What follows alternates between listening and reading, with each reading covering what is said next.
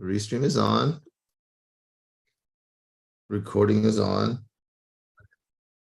In 3, 2, 1, we're going live. Welcome, everyone. GM, I am Albert, CEO of Bitcoin Startup Lab. Welcome to the Bitcoin Olympics Hackathon. This is the first official day, and this is a Bitcoin ecosystem-wide hackathon where multiple Bitcoin communities, protocols, and champions have come together to support, reward, and celebrate the innovative spirit of founders and builders on Bitcoin to create valuable use cases for a sustainable Bitcoin economy. And the Bitcoin Olympics Hackathon is brought to you by the Bitcoin Startup Lab. We are a top pre-accelerator in the Bitcoin ecosystem. We help you turn your ideas into investment-worthy startups. And a big shout out to our media partners, BTC Inc., parent company of Bitcoin Magazine, the top media on Bitcoin, and Crypto Slate, a crypto-agnostic media platform that brings the latest happenings on Bitcoin to the rest of the crypto world. And a big thank you to our teams and all the guest speakers that have come together to make this show possible and accelerate the advent of the Bitcoin economy. So today we have 1, 2, 3, 4, 5, 6, 7 incredible Bitcoin technologies, or technologies that can be used with Bitcoin to create even better innovations. So the first one up is going to be the intersection of AI and Bitcoin and blockchain in general. And we're honored to have Igor Sylvester come up and share his knowledge about the intersection between AI and Bitcoin. Welcome, Igor. Thank you very much, Albert. I'm very excited to be here and to share what I know about the space. I'd like to share some slides here. Wonderful. Oh.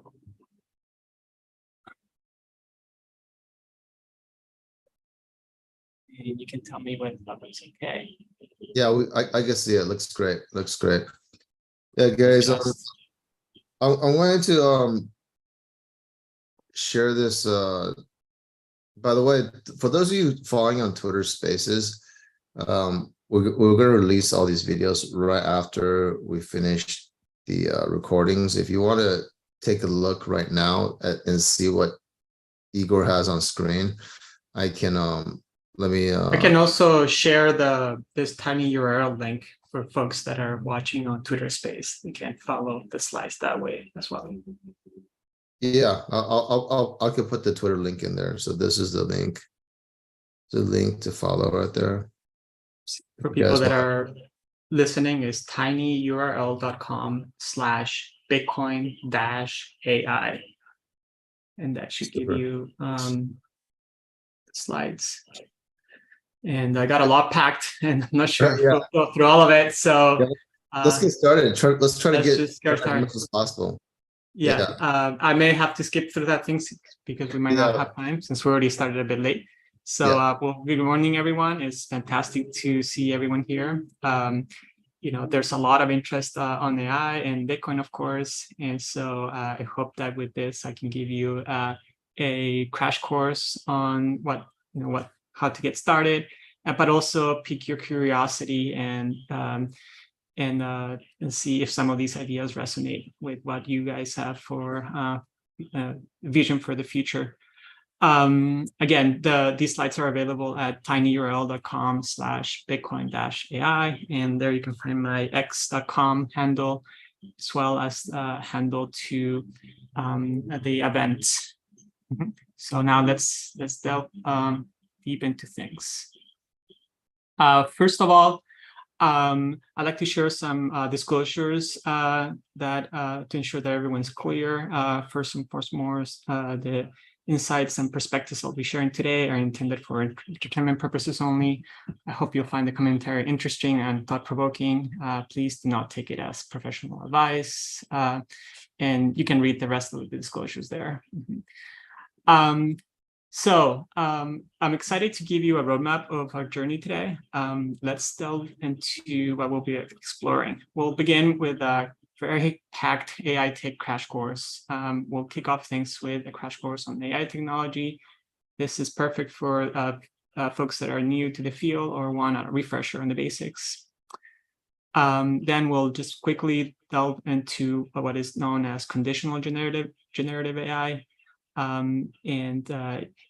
What this does at a high level is that it allows you to input text or audio and that's what it means by conditioning, to generate another piece of output, such as text, image, audio, and video. And you can go in either direction and combine things as you wish. Then I'll explain what ranking and personalization is, and how can AI help ensure that users get the content that's relevant and tailored to them. Next, we'll go over what autonomous agents are. And these briefly are AI-driven entities that can make decisions, learn from their environment, and interact in ways that might surprise you. Then we'll quickly go and explain what our embeddings are. And this is the secret sauce that machines use to help understand objects around us. And lastly, I'll touch upon platforms and libraries. And we can't discuss AI without looking at the tools of the trade. We'll explore the platforms that are empowering today's AI innovations. But that's just the tech course. I'll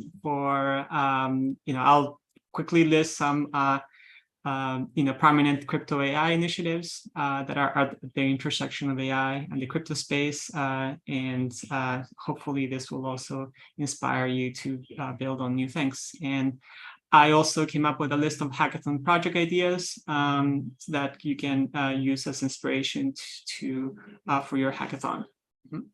And so let's dive right in. So initial thoughts first. Let's start by taking a moment to reflect upon some foundational perspectives. First of all, I'd like for you to focus on your strengths. I believe that most of this audience are primarily blockchain engineers, so that's your specialty, and your core competencies lies in engineering blockchains, and that's your superpower. And so engineer blockchains, and as a follow-up to that, don't try to make new AI, since that may not be your strength. So don't reinvent the wheel. AI is powerful. It's crucial, especially at the beginning, to not get sidetracked trying to create new AI from scratch. And there's a lot of highly refined AI tools that you can use as plug and play, or Lego blocks. When you consider merging blockchain with AI, really leverage your deep understanding of Bitcoin and blockchain to see how you can merge that knowledge with what available AI components. This combination can offer you a significant advantage over pure blockchain developers that are not leveraging AI, or perhaps ML-first creators who are just getting into the blockchain or Bitcoin domain. Other things is that look at take inspiration from Web 2. There's a lot of AI deployed on Web 2. Look at those success stories and see if you can port over some of those ideas into Web 3. That's a very good source of inspiration.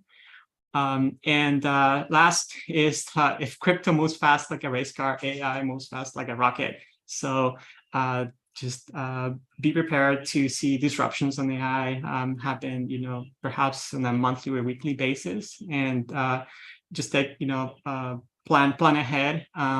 But both fields are advancing very rapidly, and the combination is just incredible. So let's jump on to next. AI, generative AI, as most people are aware, is very useful for natural language. And this means plain old English, or your other native tongue language. And so this is one of the areas where AI has had the most impact. And one thing that may be obvious for you, you users of GPT, is the prompt engineering. And so you need to, imagine yourself being a prompt engineer ninja. It might sound intriguing, but in essence, prompt engineering is revolutionizing the way we interact with AI models. Rather than conventionally coding every specific detail, prompts enable us to define programs. Think like SQL, where you tell it what you want, but you don't tell it how. And prompt is about guiding AI in understanding and processing natural language more effectively. So for those keen in learning more about prompt engineering tricks, I posted there a GitHub prompt engineering guide, which is an excellent resource to learn. Next important building block for an AI model to work effectively, especially in natural language tasks, is crucial to have structured data framework. And this is where Llama Index is leading the pack, in my opinion. This framework is specifically designed for large language models. And whether you're dealing with private data or domain-specific data, Llama Index aids in ingesting, structuring, and accessing the data effectively. So think of it as, LLM is the little brain, and Llama Index is the sensory input, is how you feed data into it. And so try, again, not to reinvent the wheel and use building blocks that are already out there. The last is a library. It's called Pydantic. For those familiar with Python, Pydantic is a gem. For those that are not, I suspect there may be equivalents for this in JavaScript. I haven't looked for much, but it's a library specifically designed for data validation and serialization. Think of it as a gatekeeper, ensuring the input data for our LLM models is in the right format and quality. By defining the structure of the data, Pydantic ensures that we feed the model with precise, valid inputs, enhancing accuracy and reducing potential errors. So think of it as a way to make sure that the output of the GPT is compatible with a program that may be expecting more structured data. Let's go next. Now we have AI for images. This is also another big field, and we can start, from text to images. That's the primary mode of operation. If you write a simple line of text and having an AI produce a detailed image from that text. That is what is available today, and this isn't just about any images. AI can generate original. Well, some folks debate whether it's original or inspired from other content, but it's often indistinguishably from realistic art or graphics. It's sometimes difficult to know whether an image is, was created by a human or an AI. The line between human-made art and AI generates visuals is becoming blurrier, for sure. Another thing that it's important to highlight here is the iterative refinement. One of the AI's incredible strengths is the ability to learn and refine. If the initial output isn't quite right, you can go ahead and iteratively enhance it and adjust the image to better match the desired result. And that you can think of it as prompt engineering from images as well. In terms of applications, right? The potential applications are vast, whether it's for illustrating complex concepts, sparkling design ideation, or fueling innovative content creation. The possibilities are only limited by your imagination. And in terms of something to always be aware of in using AI is just navigating the ethical issues and concerns, right? As with many advancing technologies, there's ethical aspects to consider. The generation of images bring forth concerns about intellectual property, potential biases in the AI outputs that you may not be aware, and the risk of misuse, especially in creating misleading or false content. So just keep in mind that whenever you're using these technologies, you need to make sure that they're deployed in ways that are safe, right? Rapid progression. Despite the challenges, one cannot ignore the breathtaking pace of advancements in space. The quality, depth, and capabilities of AI-generated images are evolving at an astonishing rate. So just be prepared.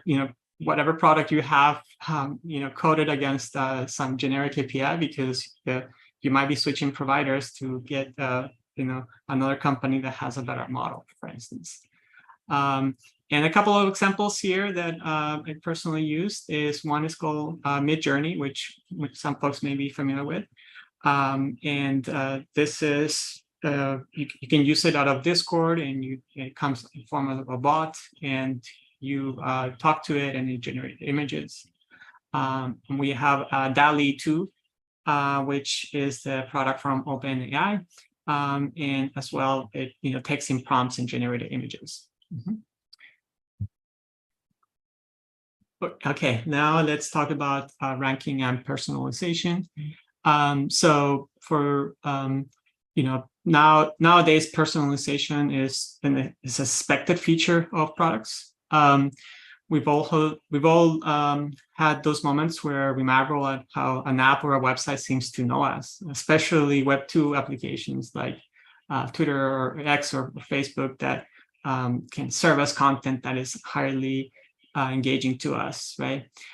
Well, AI is the force, or is the technology that is enabling this on the back end, and they ensure that our digital experiences resonate personally with each one of us. And so this is something that is very powerful in Web 2, and should naturally also come to Web 3, and especially to Bitcoin.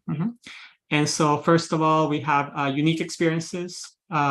We can craft individualized experiences based on your history of transactions, or your interactions with the application. No two users are the same, and AI ensures that each person's interactions feels tailor-made for them. It's no longer about one size fits all.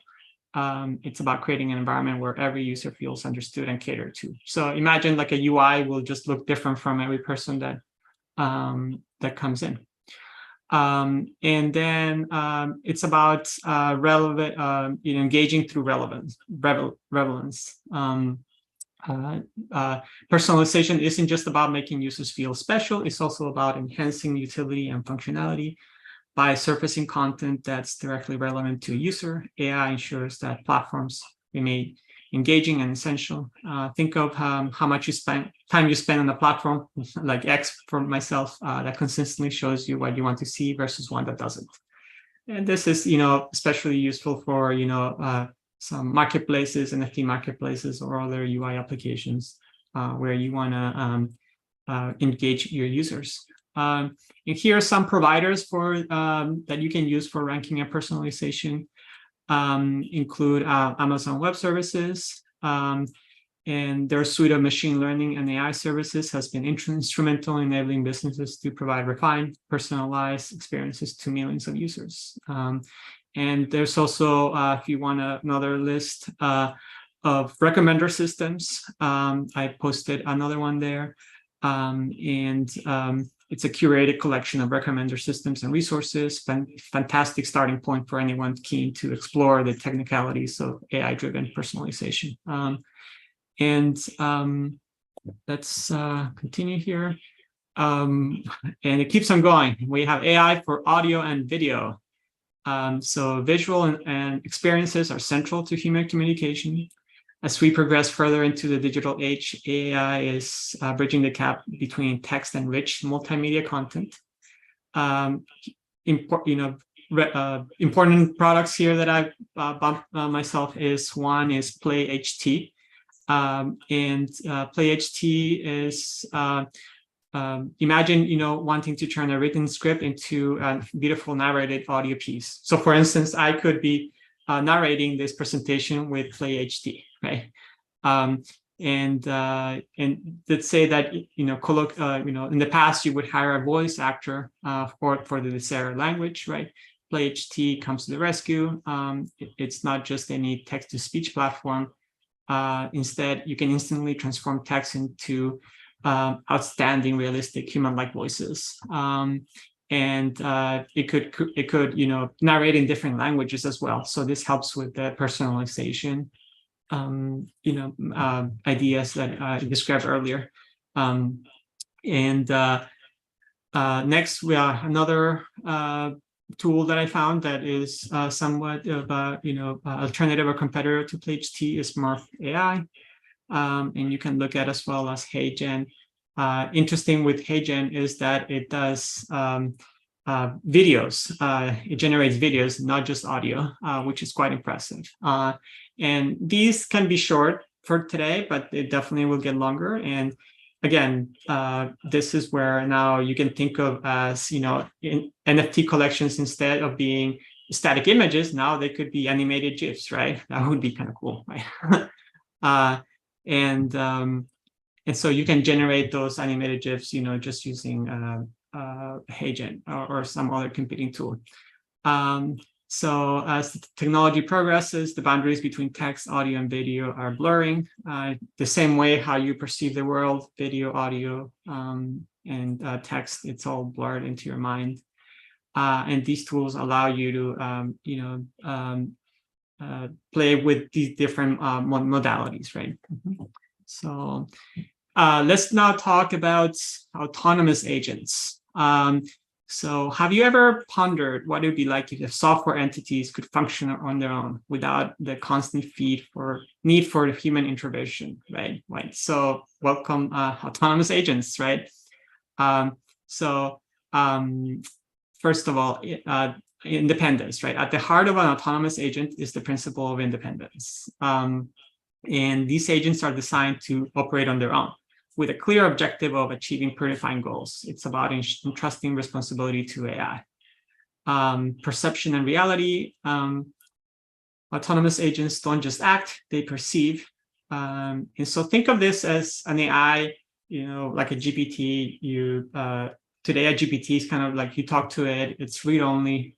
But imagine that some of its replies now can affect change in the world, such as sending Bitcoin transactions, right? Or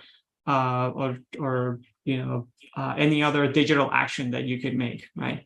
And then those decisions can be made in a calculated, rational way, right? In the same way that ChatGPT or other LLMs feel like they're making rational decisions. Continuous improvement. They aren't static. Whenever you interact with a ChatGPT, it kind of remembers the conversations that we had to it. So with every task, every interaction, these agents have memory, and with that memory, they learn and evolve, right? And so this is what iterative improvement is. With enough iterations, they could become more efficient and effective. Their autonomous agents are also have a strength of adaptability in our world, especially on the tech realm. It's ever evolving. Autonomous agents are built with the capacity to adapt to new conditions, ensuring they remain relevant and functional. I can keep on going. I think we're running a little bit late, but I'll post it there a couple of links where these agents are being developed. GPT Engineer, that given a few text prompt, it can generate code for a product. And then there's an even more bold agent called MetaGPT, which it can generate product requirement documents, design, task, repository. It's like a software company agent. And these are very early stages, but you can imagine that these agents would definitely, they could also not just propose a design or a PRD, but they could also hire, they could hire a designer, and they could hire using Bitcoin, right? So there's a lot of opportunity of integrating Bitcoin into these agents. Hi, Igor. We only have 2 minutes. So we'll just go through this. I think there's a lot more. I'm gonna post here some hackathon brainstorming ideas that I have, and people can listen to. And then I want to also highlight issues with ethics and privacy. And I think you can see there's just a lot of it. So I suggest you read the rest of the slides. I put a lot of time into it. May the AI force be with you. And if you want me to go through another slide, let me know. It's just, maybe you could go with the startup idea slide. For sure. chat. I'll share with everybody. Yeah. So so embeddings, I didn't have time to explain for that, but embeddings are a way to put a fingerprint on objects such as an ordinal or any piece of data. And the usefulness with this is that given now that you have a number or a set of numbers, you can find other things that are similar. So this would enable you to create a search engine for ordinals, for instance, like ordinals that look similar. So let's say I like this ordinal, show me ones that are similar. And that could be an interesting hackathon idea. Another one could be, using a prompt, you could generate ordinal collections, right, in bulk. And I'm sure some folks, this is how they're generating their, their already their collections, but this could just be more easily integrated into the UI. Other things include, things that are happening on Ethereum, right? Intent-based wallets. So this means is that when you have a wallet, you just tell it in natural language what you want to do, buy this, or and it'll buy this currency, and it would look at your balance, and it could just tell you all the different transactions that need to happen. You don't have to set it up, right? The AI will figure out the path how to get there. Similar, you could enable yield farming tools with AI as well. And there's more ideas here of how you could explain smart contract code with simple natural language. So and so this is important for people to understand what smart contract code for folks that are not very familiar with code. Then another number 6, a marketplace to exchange data for training. AI is fueled by data. So if you have special data that you might think might be useful, you could put it up for sale in the marketplace. Another interesting idea was to have users, a service that you could connect you with other similar Bitcoin users. So, you could, again, find users with similar transaction histories or interests, and then you could just introduce them to each other, obviously with some opt-in, both sides want to opt in. Another interesting one would be if you could have a game on chain, like a chess or poker, and it could maintain a Bitcoin balance. And, and so that would be interesting because it would be a totally autonomous system. You could also, number 9, do better predictions on the network fee. So this is useful for wallets. And last 10, if you want to do natural language queries for Bitcoin data, you could just say, well, give me the 10 most highly valuable ordinals in last month. That could be done, that query can be generated automatically, and you wouldn't have to kind of manually structure that as well.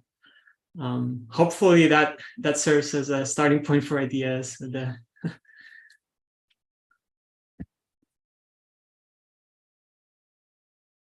and I think we are done. Yeah, there's quite a bit here. Yeah, no, that was wonderful. Igor, can you share the link with me here in the chat? And yeah, it's this. Well, let me chat in the chat. Okay, let me stop sharing, and then I will share this one here. Perfect. That's great. Yeah, we're gonna share the slides here. Sure. And for those of you who have not signed up yet to the hackathon, go to @BTC Startup Lab. @BTC Startup Lab, that's our Twitter handle, and then you'll be able to sign up to the hackathon and qualify for over $100,000 in prize pools. And also you can access the Discord where we'll be sharing these videos, and also the Igor's PPT here. Okay. I thought I was gonna, run out of content, but I ran out of time. No, I mean it's a ton. yeah, I mean this is not a exact science, as you can see. Was there a topic in general that you really wanted to no, I think I'm glad that I put it in slides, and folks can review it offline. And I would say my biggest piece of advice is try not to get overwhelmed. There's just a lot. So just pick something and run with it. If you try to learn everything, you're just gonna never end. Yeah, that's true. Which part of AI or which aspect of AI and Bitcoin makes you most excited? Because we talked about a lot of stuff here, but Yeah. which do you think is right I mean, now? so there's definitely low-hanging fruit. Like I see a lot of Web3 UIs, right? Wallets that are not personalized, right? And so in Web2, everything is personalized. So that's low-hanging fruit that needs to happen, right? So that's kind of functionality from Web2 that needs to get its way to Web3, right? Other things are, the things that are more unique to Web3 are the autonomous agents.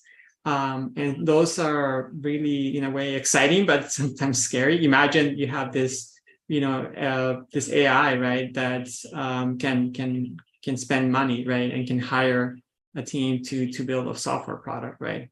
Obviously, today these have supervision from humans, right? Because sometimes they do, they go on sometimes loops and they get lost, right? But definitely, it's imagine kind of having like a team and you once in a while direct them, to the goal. It can serve to automate big chunks of your workflow.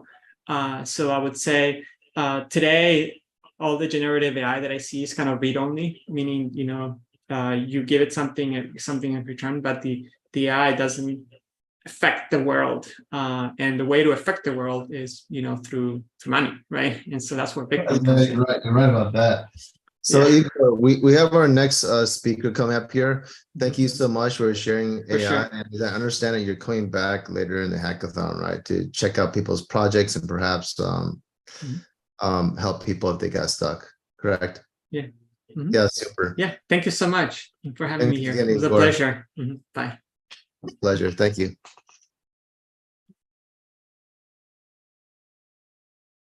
Hi, Super Testnet. Welcome. Welcome. You are we're live streaming right now on multiple channels, YouTube, LinkedIn video, Twitter video. And I'm going to give you a share screen here. So whenever you want to get started with your Noster. Awesome. Hey, I just want to apologize. I clicked the link that was sent to me in the Google Calendar, and some other guy is talking in some other room right now about something else. Oh, the one that, oh yeah, you must have gone to the other one. Yeah, sorry about that. Yeah, I apologize. I didn't realize there were two rooms, so I was just waiting for him to finish. Oh, okay, it's cool. It's cool. All right. So I'm ready to present. Yep. Okay. You're on. I want to turn off my video. The show is yours. Thank you.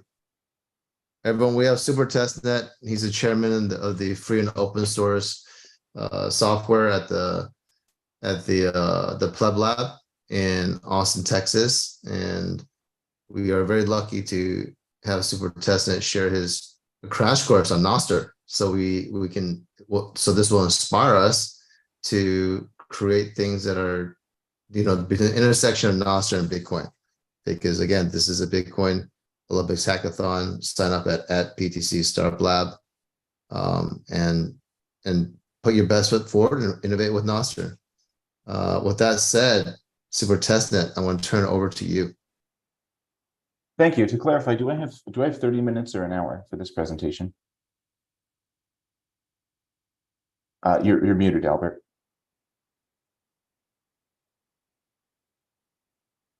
You're still muted. I can't hear you. Sorry. Whoops. Yeah, you have about 22 minutes here. Okay, great. Let me get started then. Thank you. Can everyone see my screen? Yes. All right, well, let's get into the Noster workshop. If you want to follow along, you can copy this link. This tiny URL is where you need to be. Let me drop this into the chat so that anyone who wants to can follow along. Drop it in the chat and I'll drop it into Not that one. That was the link to this Zoom. Got it. Thank you. There you go. So click that if you want to have a copy of this presentation right in front of you. I was going to show you some examples of actually coding up a Noster client, but we may not have time for that given that we only have 21 minutes left. So we'll see.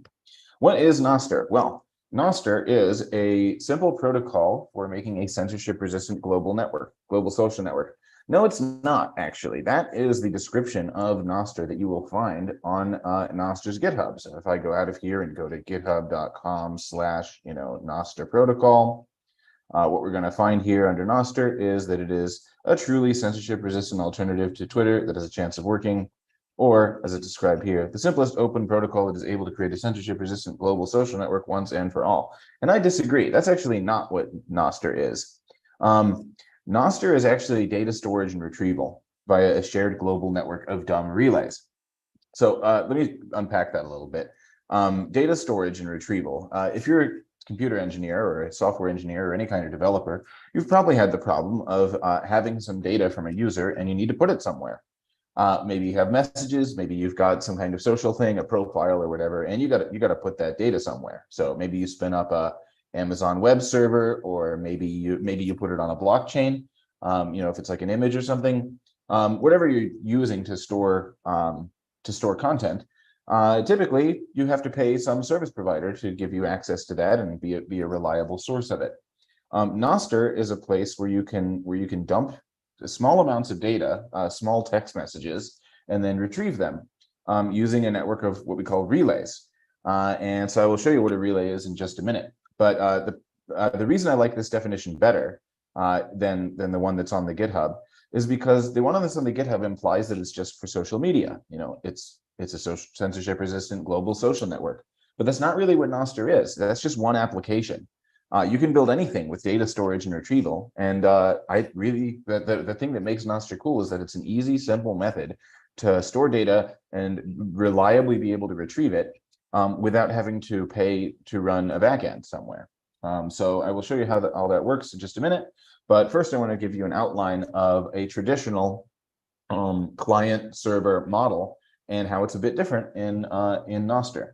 So over here, I'm going to demonstrate a client-server model. On the left, we've got a server, or on the left, we've got a client, rather. He's represented by this cell phone that says "Hello World." And we've got a server who's represented by this computer up here in the middle. So a client-server model is a pretty traditional internet architecture where the client has a message. In this case, he's saying "Hello World," and he's going to push that to the server. And the server is just going to say, okay, I saved your message, right? That's what a server is for. They save messages for us. Well, in a traditional client server model, some time goes by after the client has stored a message on the server, and some other user, or the same one, has another client and says, hey, I would like to retrieve posts by that user. And the server looks it up in its database and says, okay, I found it. Here's what the user said. And that's a traditional client server model. Nostr uses the exact same thing. Nostr is a client server model, except that in Nostr, we call the servers relays, and there's many of them. Like when you publish a message, you don't just publish your message to one server, you publish it to many. And at this step, when user one wants to say "Hello World," he publishes that to many different servers.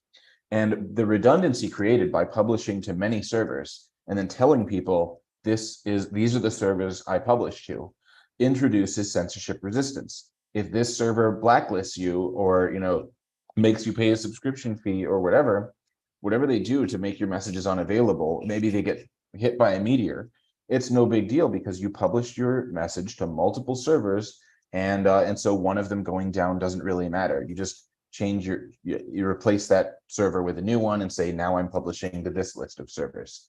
The redundancy of data and the publishing it to multiple servers is what makes Nostr different from a traditional client server model, and it also makes it censorship resistance. The other thing is that Nostr uses WebSockets instead of traditional GET requests and POST requests. So ordinarily, when you go to a website or when you're posting on Twitter, for example, your computer is making a bunch of GET and POST requests. You make a GET request when you tell the server, hey, I would like to see a bunch of tweets. And then the server in response gives you a whole list of tweets which your browser displays. Or they often use POST requests. So if you want to make a tweet, you bang it out and you hit send, and your computer will open up something called a POST request to the server and say, hey, I would like to post this message. And then the server says, okay, what's your proof that you are who you say you are? And if you can prove that, then they they let you post it. A problem with traditional GET and POST requests is that there's not a persistent connection. Every time I make a GET request, every time I want to see tweets, I have to open up a connection to Twitter, download the content, and then close the connection, because that's how the internet protocol works. Similarly, every time I want to post a message, I have to open up a connection, send the message, and then close the connection, because that's how POST requests work. Nostr instead uses WebSockets, which is a persistent two-way connection. It was created in, I think, the 2000s. A persistent two-way connection that really changes the way the internet works by making it so that when you open a WebSocket connection to a server, they don't close it. You can start sending information to them, and they can start sending information to you in a two-way street, and you keep your connection open. This makes it faster than normal GET and POST requests, because you're not opening and closing the connection all the time, and you don't have that additional overhead of like exchanging signatures and stuff. You just do all that once, and then you have a persistent connection with your relay that doesn't close. Also, you can send and receive data at the same time. Like, you don't have to reconnect or anything to like change your mode or whatever. Data just travels back and forth along this single connection, and it's really fast. So that's what Nostr is. It is a network of servers, or we call them relays, who you post messages to. You sign these messages with a public key so that people can validate your signature and know it's you talking. And you publish it to multiple relays, multiple servers, and then tell people where you post at. That way people can follow you. So that is what Nostr is. And the next thing on my list is to actually build one, so I can show you guys what it looks like. And how much time do I have? I have 15 minutes. So let's actually do one real quick, and we will see how this can work. So I'm going to open up a new file folder right here. And let's see, new, where's the new button? File, new folder. I will call it Nostr dev test. I'll try to run through this very quickly. I'm going to create a document in here. I love developing in the browser, and so I'm going to do that. I'm just going to create a little browser file here, and then copy all this code that the things tells me to copy. It wants me to download a couple of libraries. So I'm just going to show you how quick you can get started working on Nostr. This is a Bitcoin library because we use Bitcoin public keys and private keys to sign messages. And this is the Noble SecP256K1 library, which has Bitcoin's elliptic curve in it.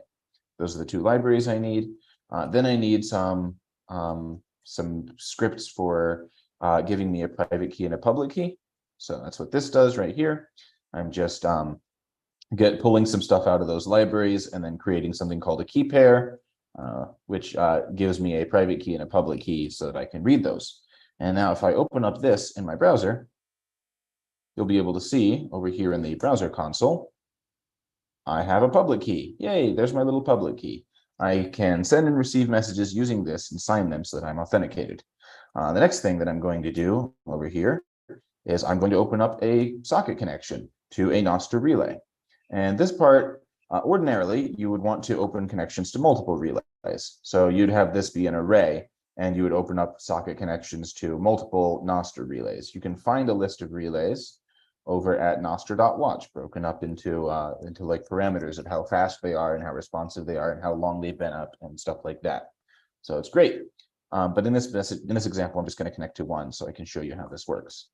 Then I'm going to open up, I'm going to tell this relay that I'm going to tell my computer that if this relay ever sends me a message, I should pull some information out of that and log the message. And if there's any encrypted content in it, and I have the decryption key, which is going to be my private key, then I should decrypt that content so that I can receive encrypted messages and encrypted DMs. So I'm going to do that and then make sure I have no errors. Good, no errors. I just have a public key up there, and the server hasn't sent me any messages because I haven't requested anything. Great. Next thing I'm going to do is I'm going to request some messages from it.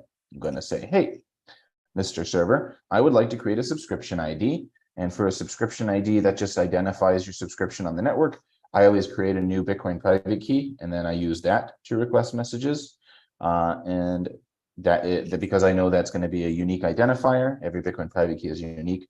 I'm going to create something called a filter where I tell the server, hey, if anyone is an author, writes a note that is created by an author whose pub key matches mine, send me their note. I'm just going to I'm going to make a little echo test here where I say, hey, if I write anything, Mr. Relay, just send it right back to me. And so my computer is going to try to connect to this relay when it's going to open a connection and say, I'm connected.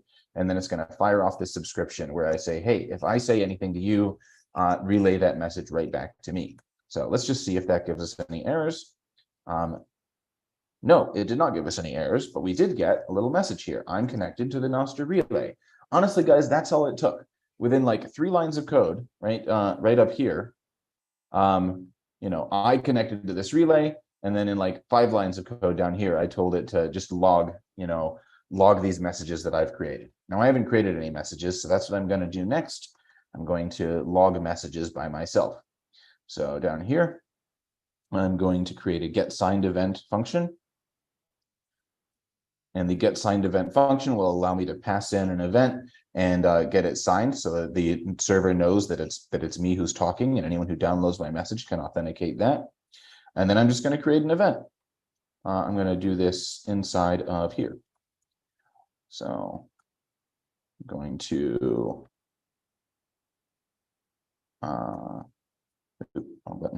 copy this. And I'm just going to say, okay, here is an event. Let me move this. Here is an event. I'm going to say this workshop is awesome.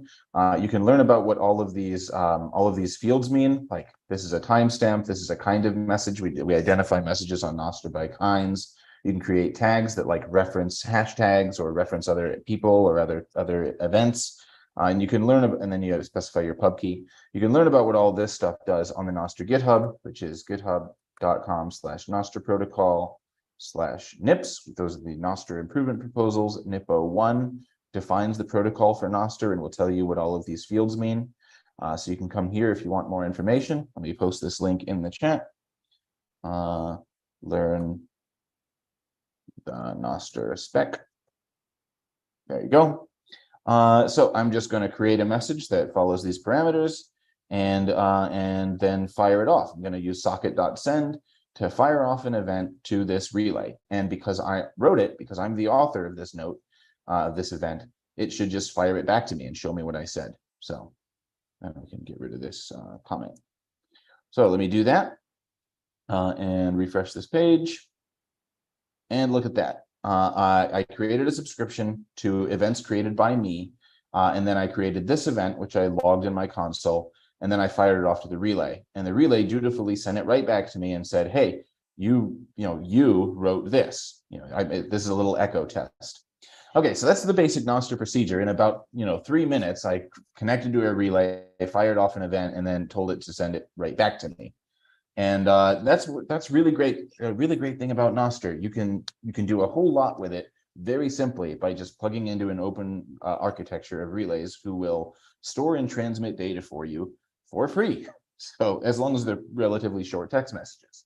So there's a lot you can do with that. You can build Nostr into Bitcoin applications by, passing around partially signed Bitcoin transactions and coordinating with other users on things like atomic swaps and stuff like that. Because Bitcoin transactions are just small amounts of text, and that's what Nostr wants. It wants, relatively small, like 1,000-character messages or less. And relays will just store that for you and then relay it to people who request it. It uses standard public key cryptography, which anyone who works in the crypto space should be familiar with, because it's just regular public keys and regular signatures. Actually, it's using Schnorr signatures, which they're great Bitcoin libraries for ever since the Schnorr upgrade to Bitcoin, or the Taproot upgrade to Bitcoin. And yeah, you can just use Nostr for all sorts of crazy cool things. So that's what I wanted to show you guys today. There's more in my workshop, which you can, finish if you want to see how to do like encrypted messages and then share those with people. But I don't have a whole lot of time to show all the things that Nostr can do. So I'm just going to finish off by just saying some of the things I've used it for in my projects. I've used it to create a lending application where one user can post an offer that says, like, I would like to lend out up to this amount of money, and other people can connect to me and then like create Bitcoin transactions where I lend you some Bitcoin in return for an interest rate. And those were collateralized loans. But that's a great use case for Nostr, because it's just a small message announcing that you're wanting to do a transaction with somebody, and then you post some partially signed Bitcoin transactions, negotiate fees and stuff like that. And you can do all that just right through the Nostr protocol. I've used Nostr to arrange atomic swaps.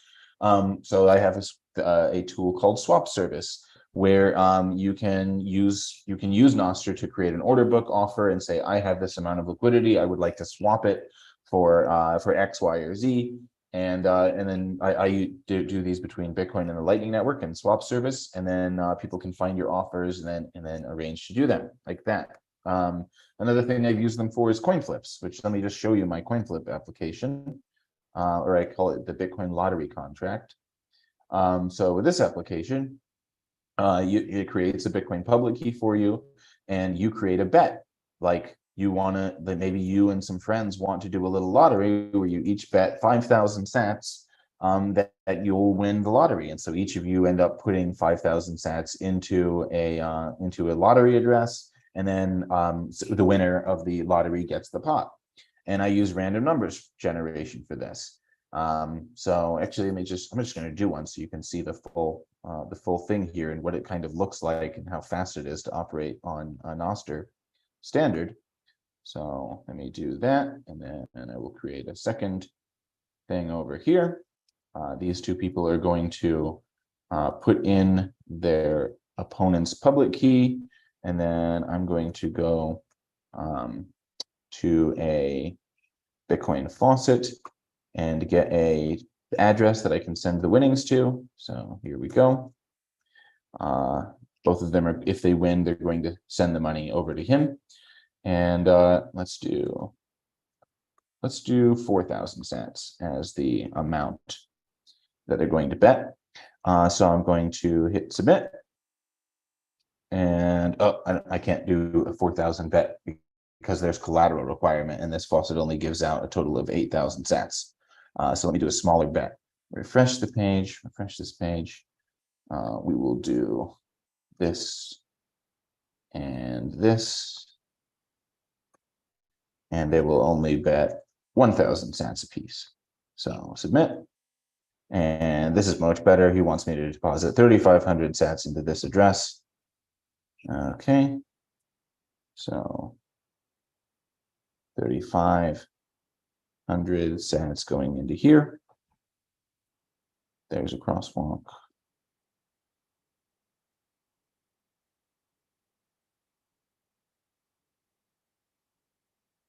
So he just sent the money out to that address, and then over here, it is same thing I need to do to this guy. He needs to send in the money. So 3,500 sats. Okay, and then the rest of it should be automated. These two should just go and do a swap together as soon as they detect that these payments arrive. So this guy detected his payment, then this guy should detect that his payment has appeared, and all should be well. They should just do a swap together, or not a swap, a lottery together, and one of them should get the money.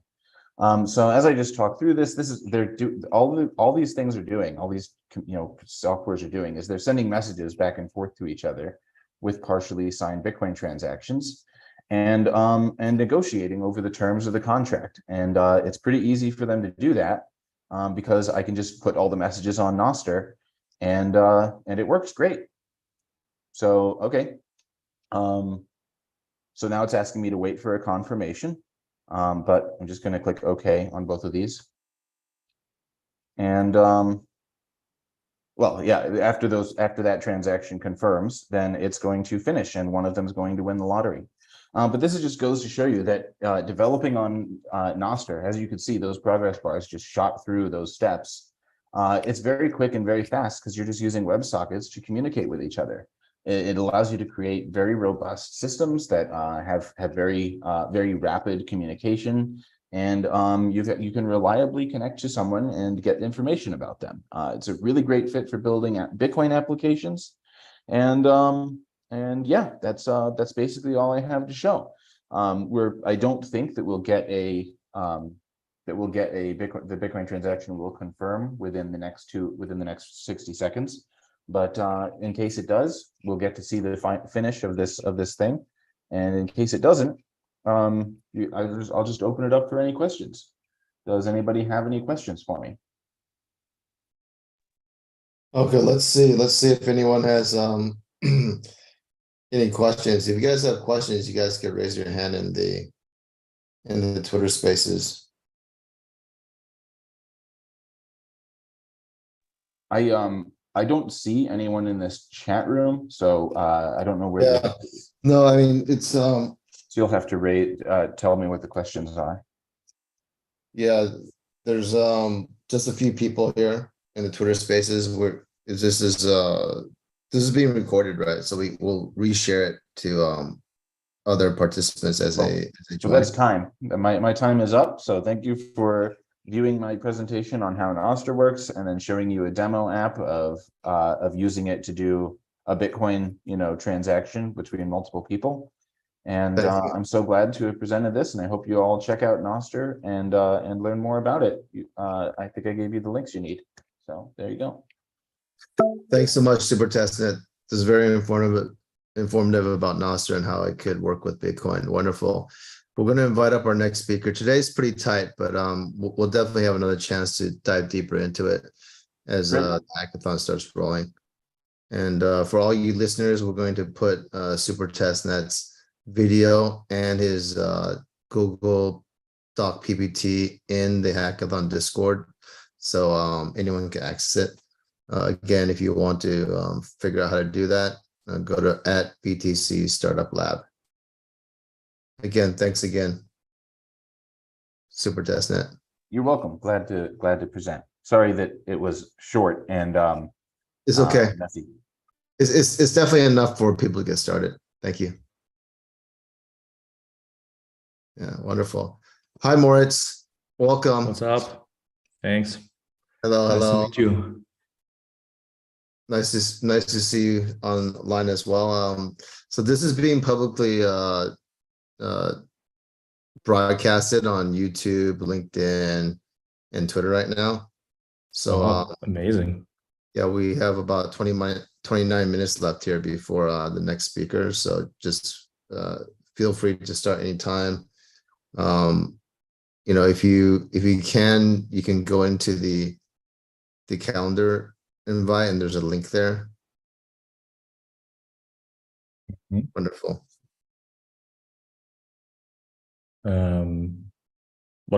What link do you mean? Or what should I do with that link? Yeah, can you log on to the Twitter Spaces also? Let me drop a link for you. Okay. Yeah. I've never done a Twitter space, so I have actually no idea how it works. Okay, So well, don't worry about it. Just go ahead and start then. Go ahead and start. And I'm going to after this, we're going to drop this video into our public Discord anyways. So go ahead and start. Okay, awesome. I assume you can see my slides, right? Yep, looks Okay, wonderful. Perfect. Thank you. Perfect.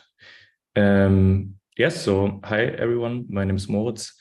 I've been active in the Dfinity community for actually more than 5 years now. And I started building dApps on the IC with the mainnet launch. That was more than 2 years ago, 2.5 years roughly. And as of last year, I joined Dfinity as a developer relations engineer. And as part of that role, I we jointly handle the grants program. I'm one of the team members handling that. I also create educational materials. I'm trying to improve the developer experience, and I'm one of the go-to persons for the developers in our ecosystem if they run into any problems. And today I'm going to give you a very high-level overview of the Internet computer and also an introduction on how to start building on it. And for the sake of time, as you already heard, 27 minutes left, I will keep this very high level and only point you to helpful resources in your developer journey. So throughout this presentation, there are many QR codes, but you don't need to scan all of them. The presentation is actually public. So if you just scan this link that we see right here, you will have access to all the links that you can see in this presentation. I will add the link at the end of the presentation again. So if you don't have your phone handy right now, no worries. All right, let's get into it, and let's start with Dfinity. So Dfinity is a Zurich-based not-for-profit organization that has been founded in 2016. It has more than 270 employees that combined have more than 1,600 publications and actually also more than 100,000 citations. It arguably has the largest R&D team in blockchain with more than 250 employee patents, and Dfinity is a major contributor to the Internet Computer Protocol. So what actually is the IC? In one sentence, the IC makes it possible to run any application and computation on top of a blockchain, and it realizes the vision of a globally decentralized, unownable digital computer. And the Internet Computer Protocol is the protocol that creates the Internet Computer blockchain and ensures that the node machines actually agree on the sequence of computations being carried out. And on the Internet Computer, we call smart contracts canisters. And canisters combine code and state. Oh, I'm going to turn on my video just so it's off. Canisters combine code and state in one place. And we think of canisters as actors in the actor model. And the actor model is a computational model for concurrent and distributed systems. And in the actor model, every object is encapsulated as an actor. So every actor can receive, process, and send messages out, but not only to users, but actually also to each other. And every actor can create more actors. And the cool thing is that canisters can also serve content for browsers and other clients natively without any additional infrastructure being necessary. So you can actually serve a website from a canister smart contract to a browser and interact with other smart contracts from your browser without the need to download any additional software. And this means that your dApp lives 100% on-chain and there's no cloud involved. And on Ethereum, this is going to be a bit different. So you most likely need to install a Chrome web browser wallet extension and purchase ETH from an exchange, then transfer the ETH to the wallet, use the wallet to interact with a cloud website, which then sends the ETH to the smart contracts to pay for the computations. And by doing that, you have to trust that the cloud isn't hacked or malicious, so that's not really ideal. And as I mentioned earlier, canisters cannot only send messages to users, but to other canisters as well. And this enables an ecosystem of canisters offering different services, like, for example, maybe an exchange rate canister that upon calling it gives you the exchange rate for arbitrary trading pairs. And I want to emphasize again that on the IC, dApps can really run 100% on-chain, because usually if people say that they build something on a blockchain, what you see is basically the situation on this slide. So only a tiny fraction of the dApp actually runs on-chain, and the rest is served off of centralized cloud providers. And this leads to the centralized part of a Web3 service to be hacked, regulated, or maybe even censored. And one of the reasons we have that situation, apart from maybe scalability and performance issues, is that storage costs for other chains are extremely high. And while it only costs $5 to store a gigabyte of data on the Internet Computer for a year, that's already $110,000 for Solana and almost $80 million on Ethereum. So let's take a closer look at the Internet Computer's architecture. So we already know that there are nodes that run the ICP and create the IC blockchain, and canisters that can be uploaded to the IC. And when taking a closer look, we realize that the IC consists of many smaller blockchains, so-called subnets. And each canister uploaded to the IC is assigned to one such subnet. And a subnet, in short, is a replicated state machine that consists of a number of nodes. And canisters can actually only also call canisters on other subnets. And this kind of architecture makes the Internet Computer horizontally scalable. So if the IC needs more computing power or storage, we can just create new subnets. And one of the subnets on the IC is special. It hosts the so-called network nervous system, or the NNS. And the NNS governs the IC. So ICP token holders can vote on things like the creation of new subnets, upgrades to a new version of the protocol, the replacement of nodes in a subnet, and many other things. So the IC has an on-chain governance system. And next, I quickly want to talk about cycles. So cycles are basically the equivalent of gas on the Internet computer. They fuel the computation of canister smart contracts. But opposed to Ethereum, canisters are actually pre-charged with cycles. And we call this the reverse gas model. And this actually allows users who don't own any tokens to still easily interact with your canisters or with your smart contracts, because they don't need to install any wallet or any other software to interact with a service deployed on the Internet computer. And most of the time, they are probably not even aware that they are currently interacting with a blockchain, which, in my opinion, improves the user experience significantly. And I think that's a pretty cool feature. So when you are using the SDK to deploy a canister locally, you're actually running a one-node subnet on your local machine. And because obviously you have control of that, you can just fabricate cycles on demand. But if you want to deploy a canister on the mainnet, you need real cycles. So for this reason, we have a cycles faucet to get you a couple of free cycles for mainnet deployment without having to buy ICP and all of that other stuff. Yeah, so now that you have a rough overview of the IC, I want to take some time to brag a little bit with some unique features, facts, and also some numbers. And the first unique feature I want to highlight is the HTTP out calls. To put simply, HTTP out calls allow smart contracts to directly make HTTP requests to external Web 2.0 servers. And this way, we don't have to rely on oracles to obtain external data, and we can actually interact with the off-chain world. A good example here is, again, maybe the exchange rate canister that I mentioned earlier. The exchange rate canister, it really exists. It's something that Affinity built, makes calls to multiple data sources to provide a price oracle for crypto and fiat currency exchange rates. I recently gave a presentation on this, so if you want to know more, you can follow the QR code on this slide. The next feature is chain key ECDSA, which consists of a threshold ECDSA signature scheme, where the private key is shared across the replica of a threshold ECDSA-enabled subnet. And in our case, at least 1/3 of the nodes is required to jointly create a signature using their secret key shares. And this way, a canister has control over a unique ECDSA key pair, and it can request signatures with the corresponding private key to be computed. And from this key pair, you can actually derive an unlimited amount of keys. And this enables canisters to natively hold Bitcoin or Ethereum, as both those chains support ECDSA signatures. And it's important to mention again, the private key never exists in reconstructed form, but only in its secret shared form. And this is true even when you sign messages.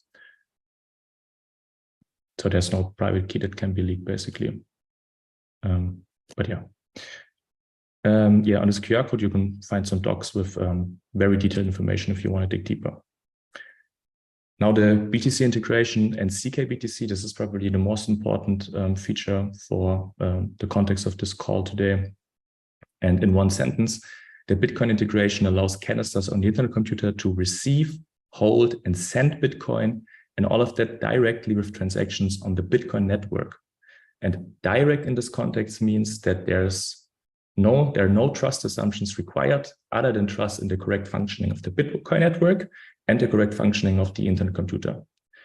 So in other words, there are no additional parties required, such as bridges or other types of intermediaries, resulting in a much cleaner and more secure integration. And this also means that wrap Bitcoin from insecure, centralized bridge services, which have been hacked for billions of dollars in the past, are actually no longer needed. And CKBTC represents a one-to-one backed version of BTC that is built on top of the Bitcoin direct integration. And it provides fast finality and also low transaction costs. If you want more information on that, you can check out another workshop that I gave for the Motoko Bootcamp earlier this year, yeah, it's pretty interesting. I would encourage you to dig into this a bit more. And I also want to give you a quick overview of a couple of projects building on top of the Bitcoin integration.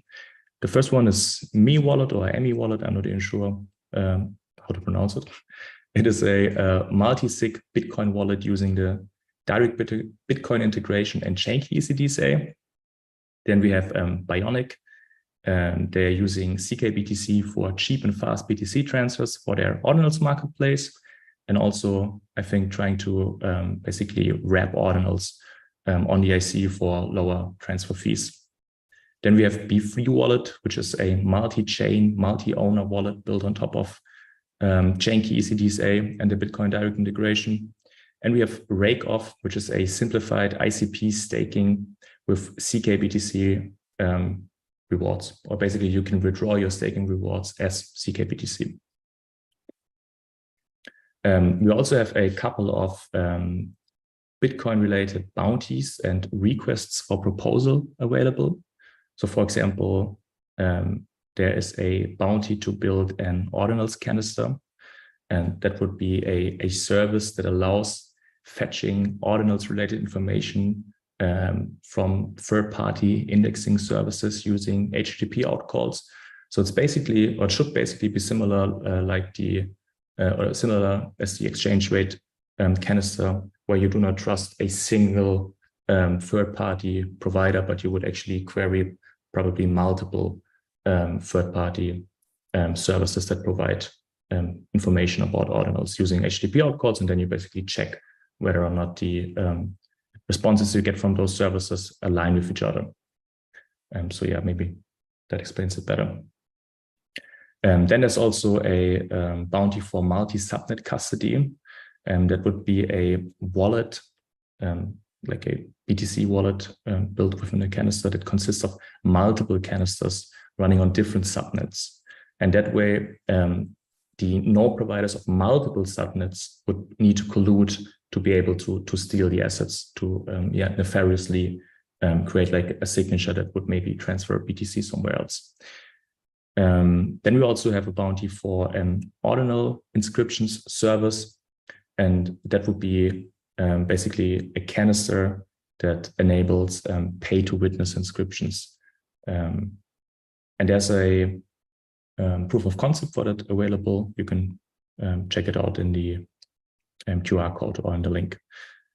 And last but not least, we also have a request for proposal for the Bitcoin integration in general. So there are a couple of topics that you could pick from, and yeah, we would look forward to support projects that want to build one of those bounties or want to provide a request for proposal. All right, next up, the ETH integration. The ETH integration is actually a two-step process. The first phase is currently available.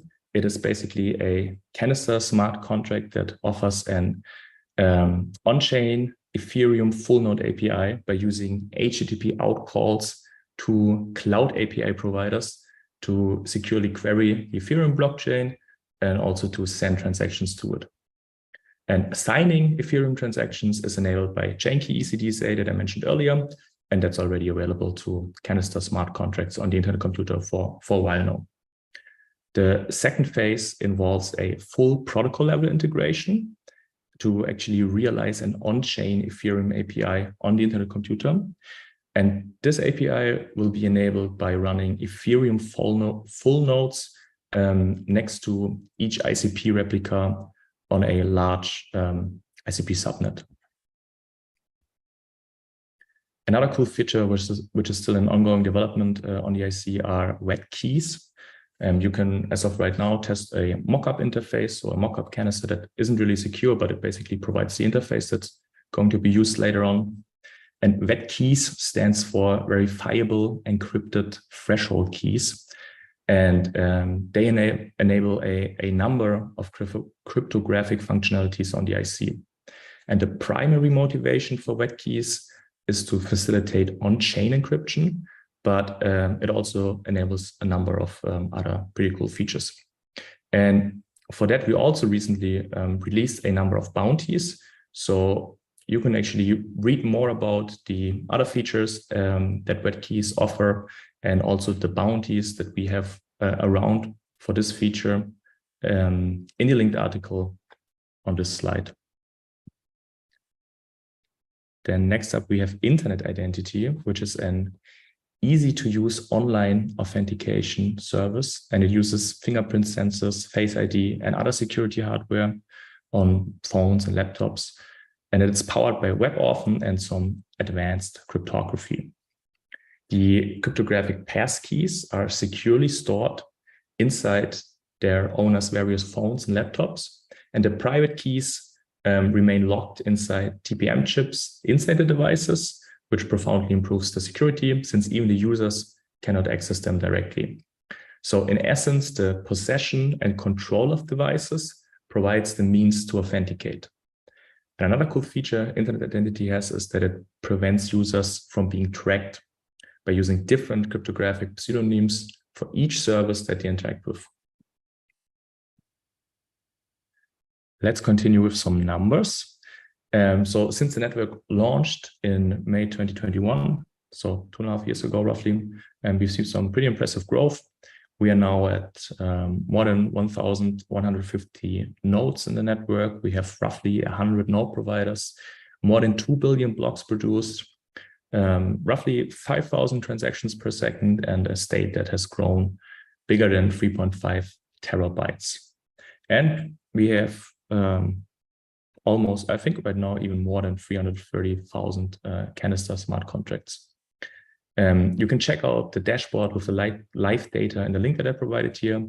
And this dashboard can actually do a number of other cool things like tracking transactions or checking out like proposals from governance and stuff like that. So it's worth playing around with it a little bit.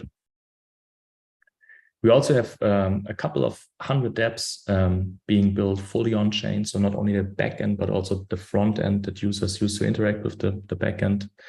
And if you want to, you can check out more than 400 projects that have been added to this community maintained aggregator with the QR code on the slide. So let's continue with resources that help you start your developer journey. Let's start off by talking about agents. Agents are needed to communicate with canisters running on the IC from different host environments. So they're like basically similar to maybe Ethos.js or Web3.js. And the agents on the IC, they have a couple of tasks, for example, structuring the data, encoding and decoding messages, and also managing authentication. And the most prominent agents are listed here on the slide, but there are more agents available. You can scan the QR code in the upper right corner to see all of the available agents.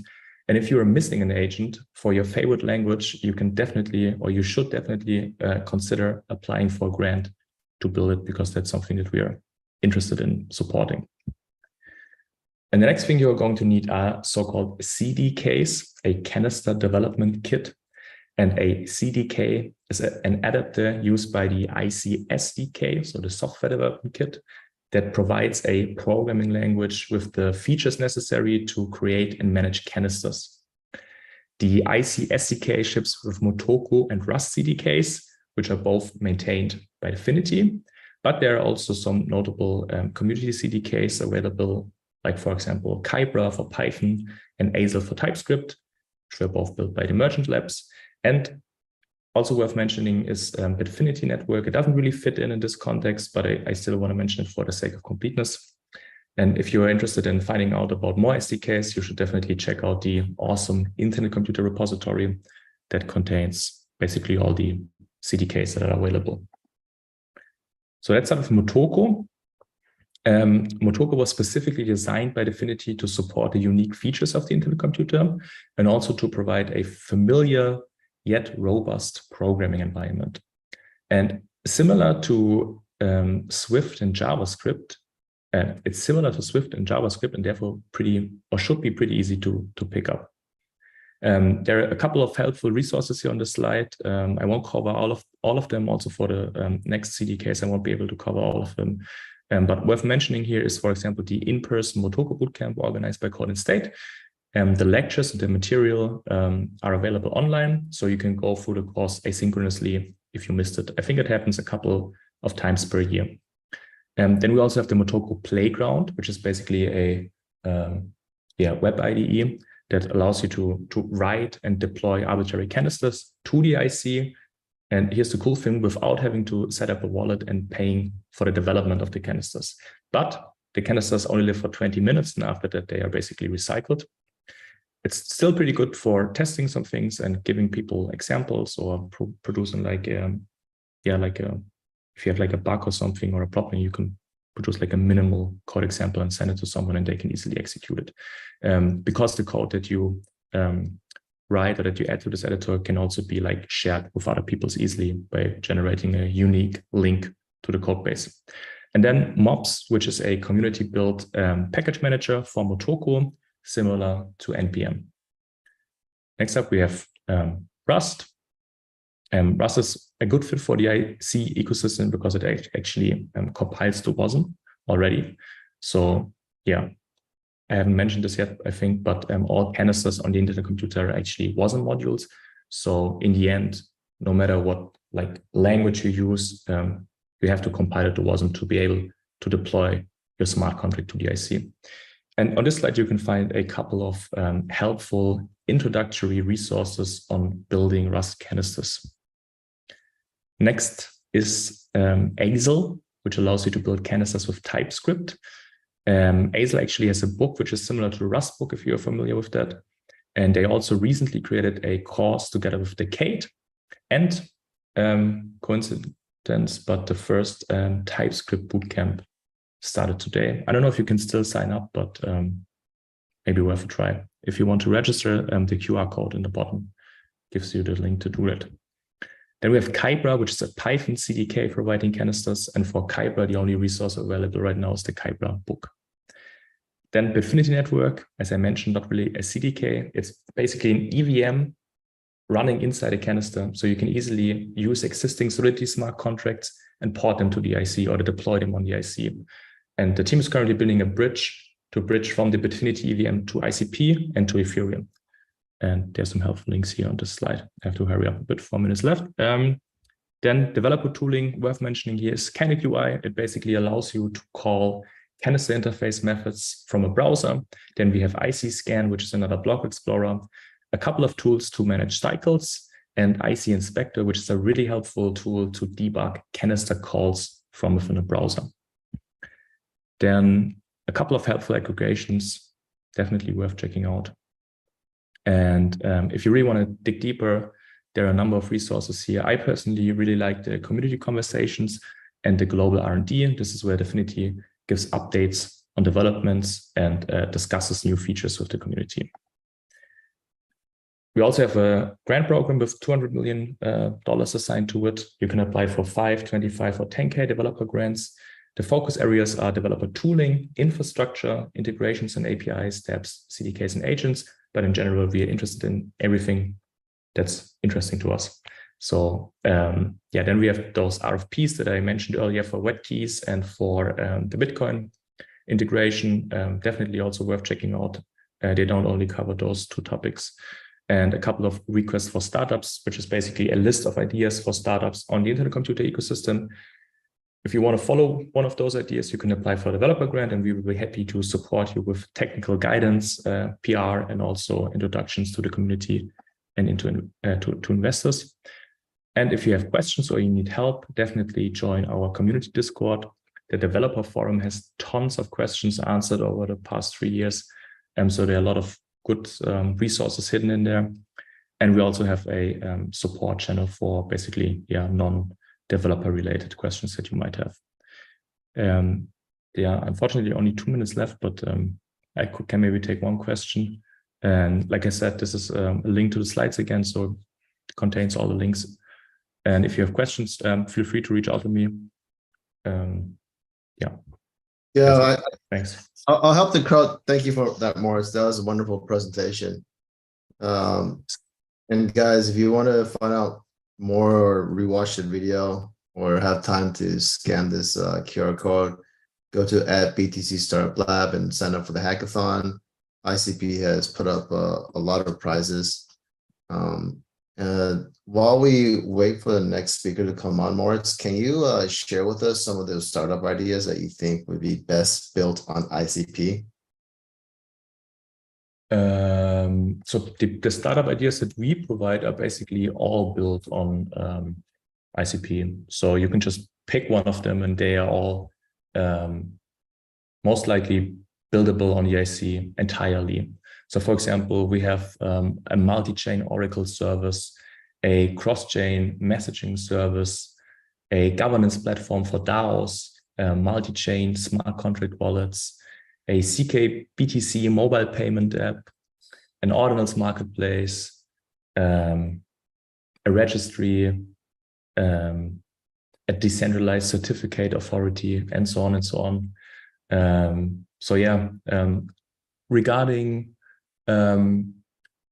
which one of those are most suited for developers that want to build basically on top of the Bitcoin Direct integration or on top of CK BTC, I would say that probably, also what I find interesting is, for example, building like governance platforms for BTC DAOs. So you could basically create a DAO that distributes voting rights according to the BTC holdings of the participants of the DAO. That's something you could, for example, build if you wanted to. Then the CK BTC mobile payment app obviously is something that builds on top of CK BTC. We also have a backup and watchtower service for Lightning Network users. That's also something Bitcoin related.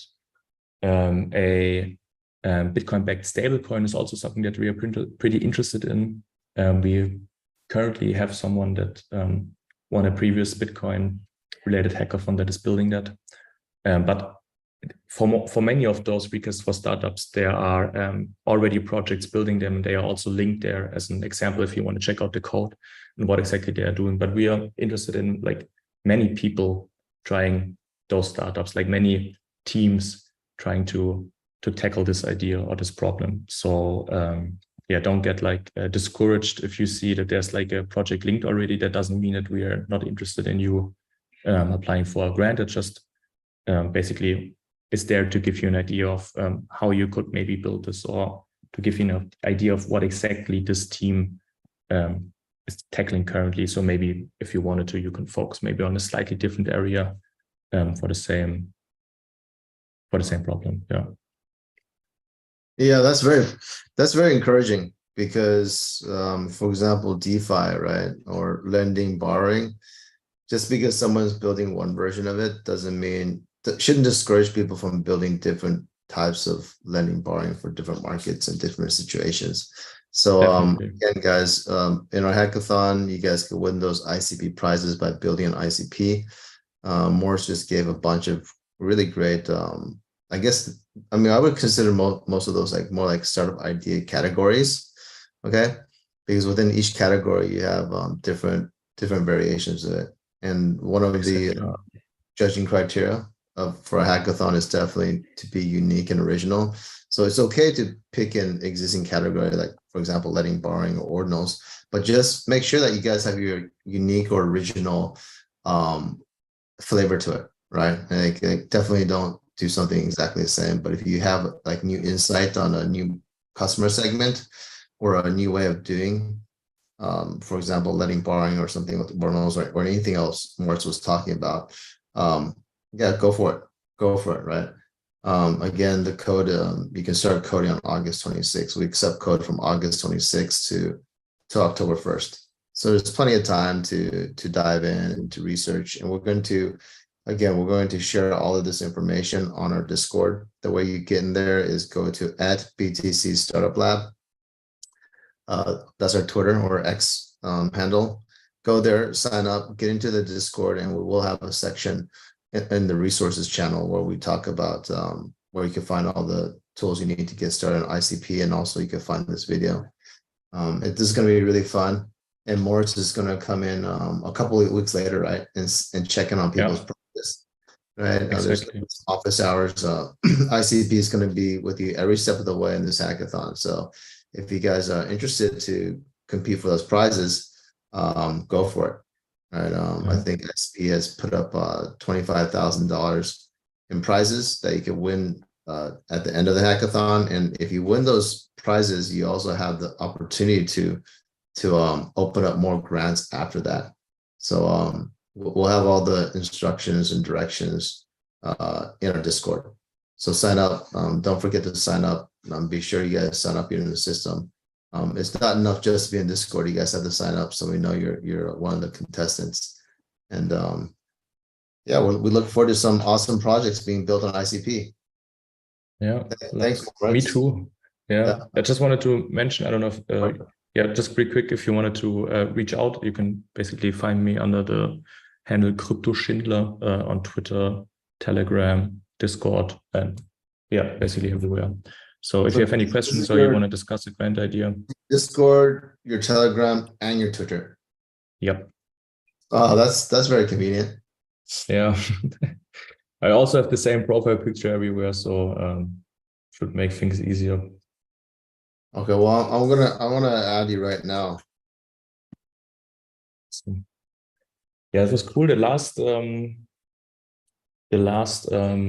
presentation I gave for the BTC Startup Lab, after that I connected with a couple of people that were participating in the hackathon. That was nice. Some people actually applied for grants, and some people decided to build their project or using technology that the IC offers.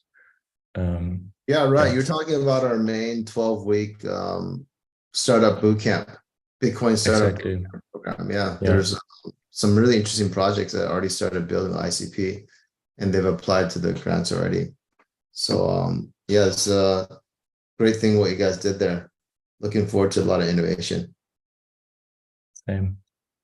All right, cool. Not going to steal any more time. Thanks for having me. Okay, thanks so much, Martz. Yeah, see you soon. Bye-bye. Thank you.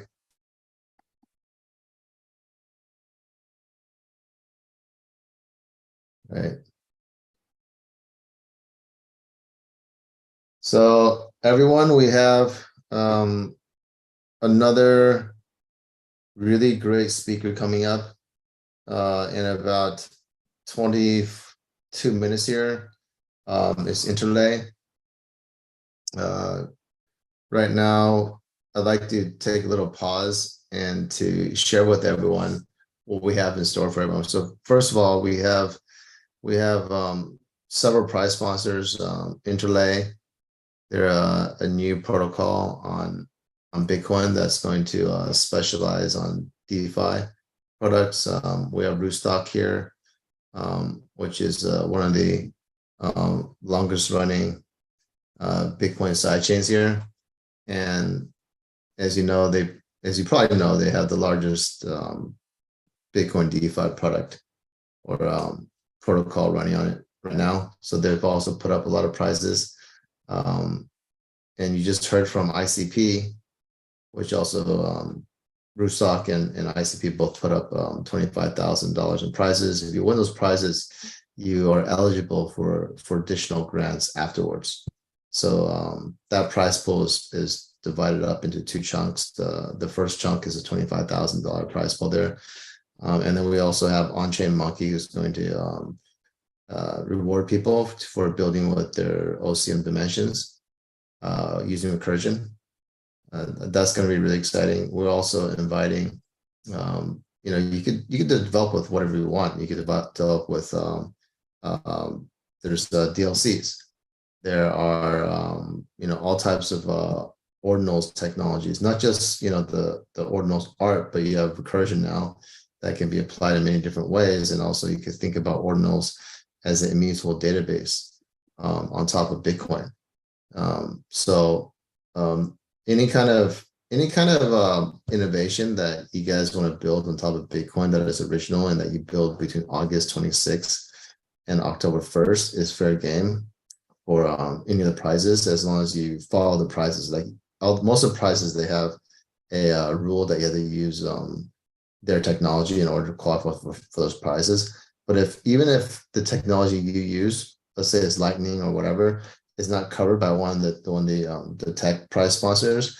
Sora Ventures has very generously put up $50,000 in agnostic prizes. So it doesn't matter what prizes you guys have or what technology you use. Like you could have, like, for example, you might have won the ICP prize, or you might have won the Rootstock prize.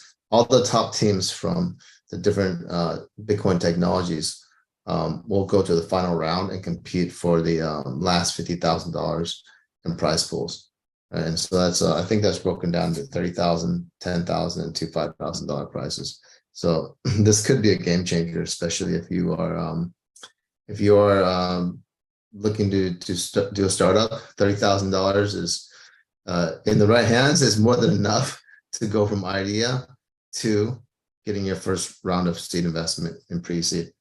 So this hackathon again is an ecosystem-wide hackathon where the reason why we put it together is to help the technology tribes work together, and together we can, in good sportsmanship, we share the best ideas on Bitcoin and the best technologies, so the contestants can have the best tools to build with, right? And so we've come together to attract more builders and founders and innovators into Bitcoin. We've come here to support them and to show that we want to reward everyone as well. We've also come up with a lot of prizes. So again, sign up to this hackathon. We don't start accepting code until August 26th. And this hackathon is going to be a little different. I should let everyone know this hackathon is different from other hackathons because we're not just looking at your code.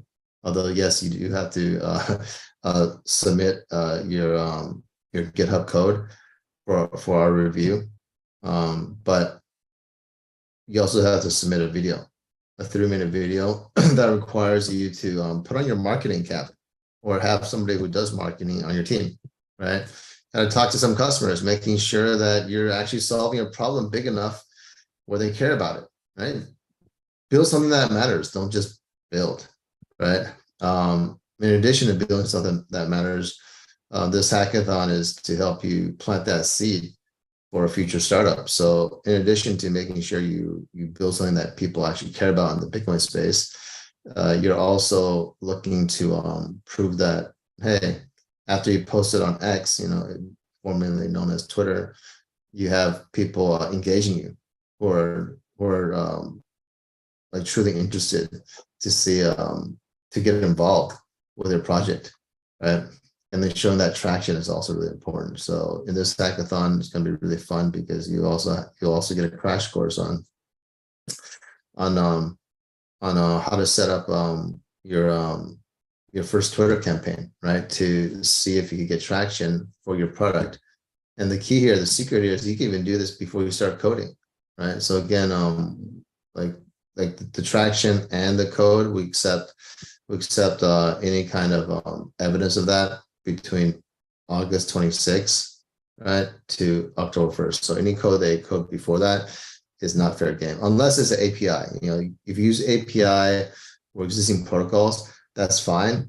But the product that you're building, it has to be unique, right? The code that glues everything together has to be unique.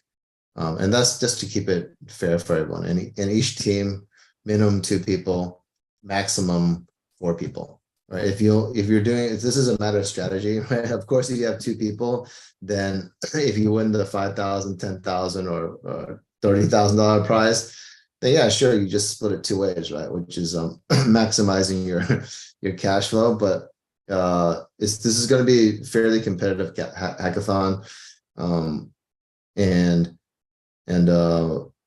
I recommend that you try to find at least 3 or 4 people, right? But if you really only can find 2, then the minimum requirement is that you have 1 person who is on the marketing or business side, and the other person is on the code side.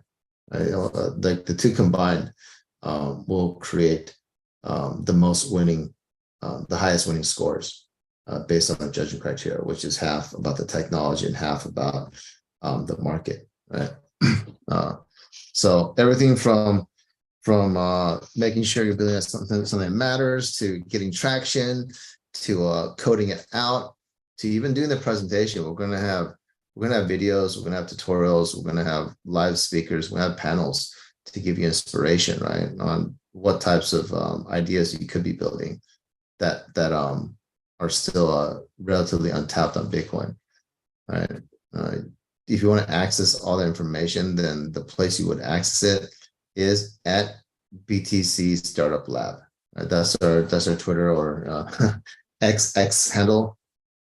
Go there, BTC Startup Lab, sign up, follow the instructions, join the Discord, and then you have access to all the tutorials and all the videos from all these different Bitcoin technology tech stacks and communities. They all have their strengths and weaknesses. So my objective advice is for you to take your time, talk to more customers, and really think about what you want to build, and then you decide which tech camp or which community is most conducive for the product you want to make. Right? So we're here again. We're agnostic platform for Bitcoin innovation, and we're here to help the platforms come together along with all the contestants here, and we'd like to see you build something that matters. Okay. Let's take a quick break. We have 15 minutes before Interlay comes on and shares with us what could be built on Interlay.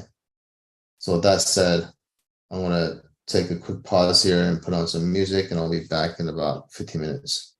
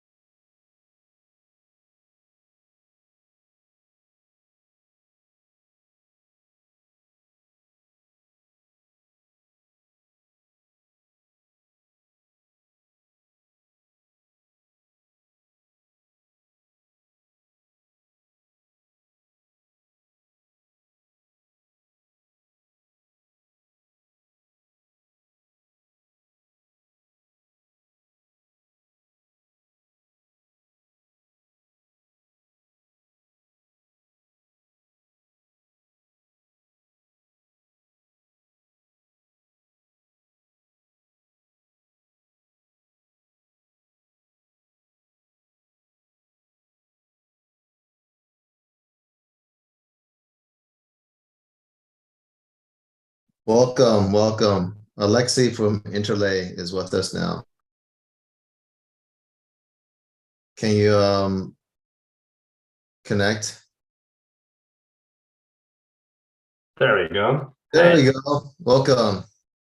CEO and co-founder of Interlay, Alexei, is going to talk about how his protocol is geared for DeFi and Bitcoin. We have about 29 minutes here left, Alexei, so I'll let you do the honors on any kind of introduction you want to make. So again, for the crowd, we're going to go over what Interlay protocol on Bitcoin was designed to do and some of the startup ideas that can be built on Interlay before next Bitcoin halving. And of course, Interlay also put up some prizes, right? So you guys are not just learning new technology, but you potentially will be winning some prize money to take your projects even further. And of course, if you build on Interlay as with any other technology, you also qualify for the $50,000 agnostic prize pool. Okay, so this is, guys, pay attention. There's going to be some really cool stuff coming from Interlay. And with that said, I'm going to turn the mic over to you, Alexei, and the floor is yours. Thanks for joining us. Cool. Thank you so much, Albert. Hey, everyone. Nice to meet you. So I'm going to share a few slides. If you're joining in from Twitter Spaces, do check out the video afterwards. It's also live streamed. And what you're seeing here today is a very early sneak peek, actually, of what we've been working on over the past couple of months. And yeah, so here we go. Interlay started off as a project in the Bitcoin space. We've been around since 2015, working on things like merge mining, bridges, and so on. And we designed the first fully trustless Bitcoin bridge back in 2018, and then went out to actually bring it to production. And that's what we did with Interlay Network and the Interlay project. So we built a fully decentralized bridge, and on top of that, a DeFi hub to showcase how you can build on top of this stack. And today I'd like to talk about Bob. Bob is a code name for something that we've been working on over the last couple of months, and this is the first time actually that I'm talking about it in public. So exciting times. Our goal at Interlay was always to contribute to Bitcoin's growth and adoption. Today, Bitcoin has over 300 million users. It's growing faster than the internet, and that sounds great. But there's a chasm between adoption and innovation. While most of the adoption is spearheaded by Bitcoin, and Bitcoin has penetrated nearly every sector, ranging from department stores, DeFi, of course, on online finance, even until governance. However, most of the innovation and pioneering of new technologies and new products happens elsewhere and is maybe later in some form copied over to Bitcoin. And if we look at DeFi, DAOs, NFTs, identity, social finance, and so on, everything is happening elsewhere. And that's a bit of a contradiction. And users are frustrated because if you look at Bitcoin today, 99% of the trading volume is on centralized exchanges. 90% of the Lightning payments, unfortunately, are routed through custodial wallets because the user experience is simply too complex by design. And 99% of DeFi where Bitcoin is used in is reliant on centralized bridges. And the conclusion is, and if we look at ordinals, there's a clear signal: Bitcoin needs a renaissance, and Bitcoin is ready. And what we are building and we're proposing and presenting to you today is build a platform that's tailored to Bitcoin, that supports Rust smart contracts that are compatible with Bitcoin stack, including Lightning, Nostr, ordinals, BRC20s, peer-to-peer swaps, but it's also compatible with Ethereum and the multi-chain ecosystem. And the EVM compatibility gives you access to users, liquidity, infrastructure, wallets, tooling, governance, all these tools that have been exclusively available to the Ethereum and EVM-based ecosystem now are also available for Bitcoin. The stack of Bob is set up as a fast, secure, programmable Bitcoin middleware. There you go. So at the core, and visualized at the bottom here in the visual, we have the Bitcoin settlement layer. This is where Interlay's trustless bridge is positioned, and also tailored custody models, and I'll come to that in a second. At the core, the system is modular, which means you can plug and play and add components, including oracles, governance modules, DeFi applications, bridges to other systems, and a multi-VM environment. A multi-event environment means that we have not only one virtual machine, but two. We not only support the Ethereum virtual machine, which makes the Bob stack compatible with Ethereum tooling, and it looks like Ethereum to the outside, but it actually also supports Rust smart contracts, which compile down to WebAssembly. And this again allows us to integrate directly with the Bitcoin stack. And on top of that, to really get access to the blooming ecosystem of Ethereum, where most of new projects and innovations are deployed nowadays, the Ethereum settlement layer connects through rollups/light client bridges. So if you look at how Bob is positioned, the main verticals where Bob excels at are smart contracts being compatible with both Bitcoin and Ethereum, right? So if you only use the EVM, unfortunately, you would have to rewrite all the Bitcoin tooling. You can't really use Bitcoin libraries, and it's not compatible. And in fact, most of the existing Bitcoin L2s are not compatible with the Bitcoin stack. You actually have to use new languages or the EVM. Interlay features and the stack of Bob will include that component, a trustless bridge, the only one currently deployed in production, and we'll talk about how it works in a second. And it's set out to be multi-chain, right? It's set out and built to be positioned between Bitcoin and the multi-chain ecosystem, starting with Ethereum over Polkadot, Cosmos, Solana, and so on. And the reason why this is necessary is that isolated ecosystems don't thrive. Ecosystems thrive when it's easy for everybody to get in and get out, move assets in, bring new users, and that is very important to succeed for applications that deploy on stacks like Bob. Now, diving a bit more into the technical components, talking about the multi-VM architecture. At the core, Bob uses currently the Substrate stack. So it has a Substrate-based WebAssembly runtime. Substrate is a modular builder stack that is used by Polkadot, Near, Starknet, Polygon, and a few other projects that allows us to build new chains. It boasts modularity, which means you can plug and play different components. You can exchange the data availability layer. You can exchange the settlement layers. You can add new sequencing layers. And it has mutability in the sense that you actually have a governance controlled way to upgrade the chain without going through two forks that take 2, 3, or 4 years to actually coordinate. It comes built in the system. And then the Ethereum virtual machine acts as the user preferred interface, which gives you access to wallets, custody, things like MetaMask, Frame, Genosis Safe. It gives you access to analytics, like Dune Analytics, for example, and developer tooling like OpenZeppelin and Foundry, which are basically the standards in smart contract development. And the Rust contracts allow you to use Rust Bitcoin. They allow you to use SecP256K1 libraries, so Bitcoin's crypto libraries that are used across the entire stack.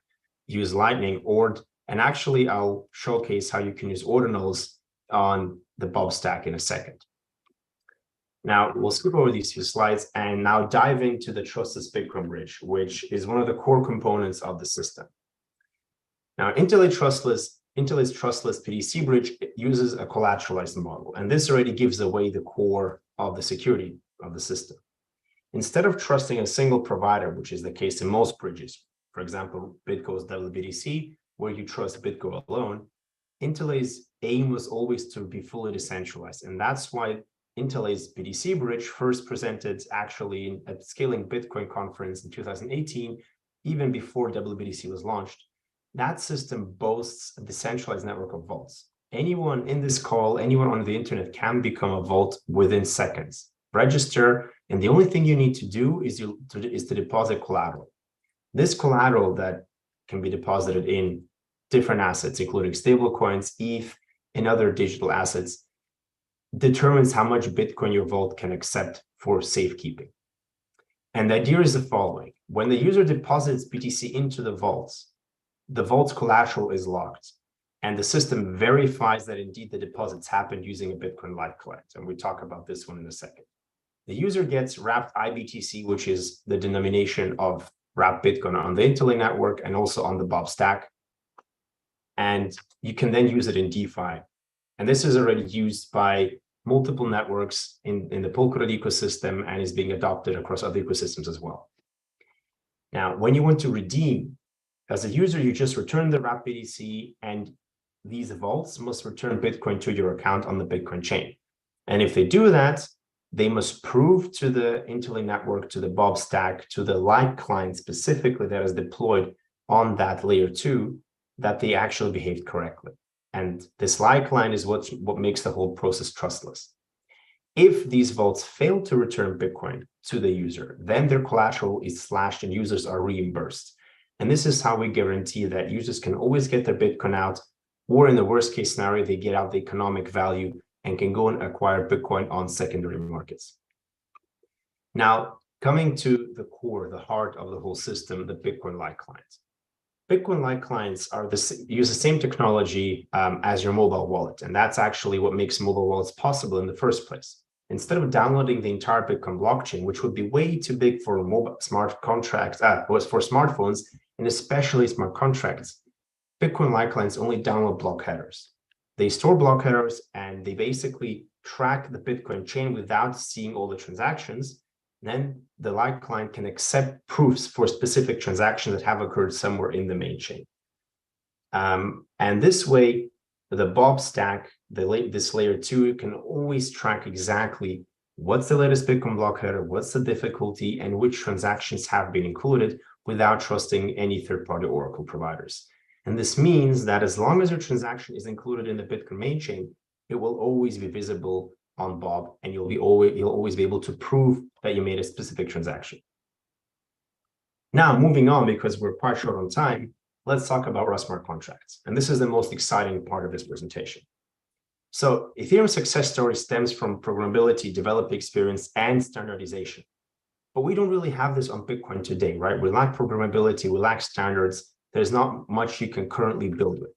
However, Bitcoin loves Rust, right? The majority of Bitcoin tooling is built with Rust, and the applications that are built around Bitcoin, including Lightning, Nostr, are also Rust-based.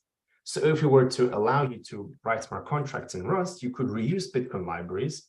You could copy, paste parts of your code from centralized or existing Bitcoin applications that use Lightning and Nostr or ordinals.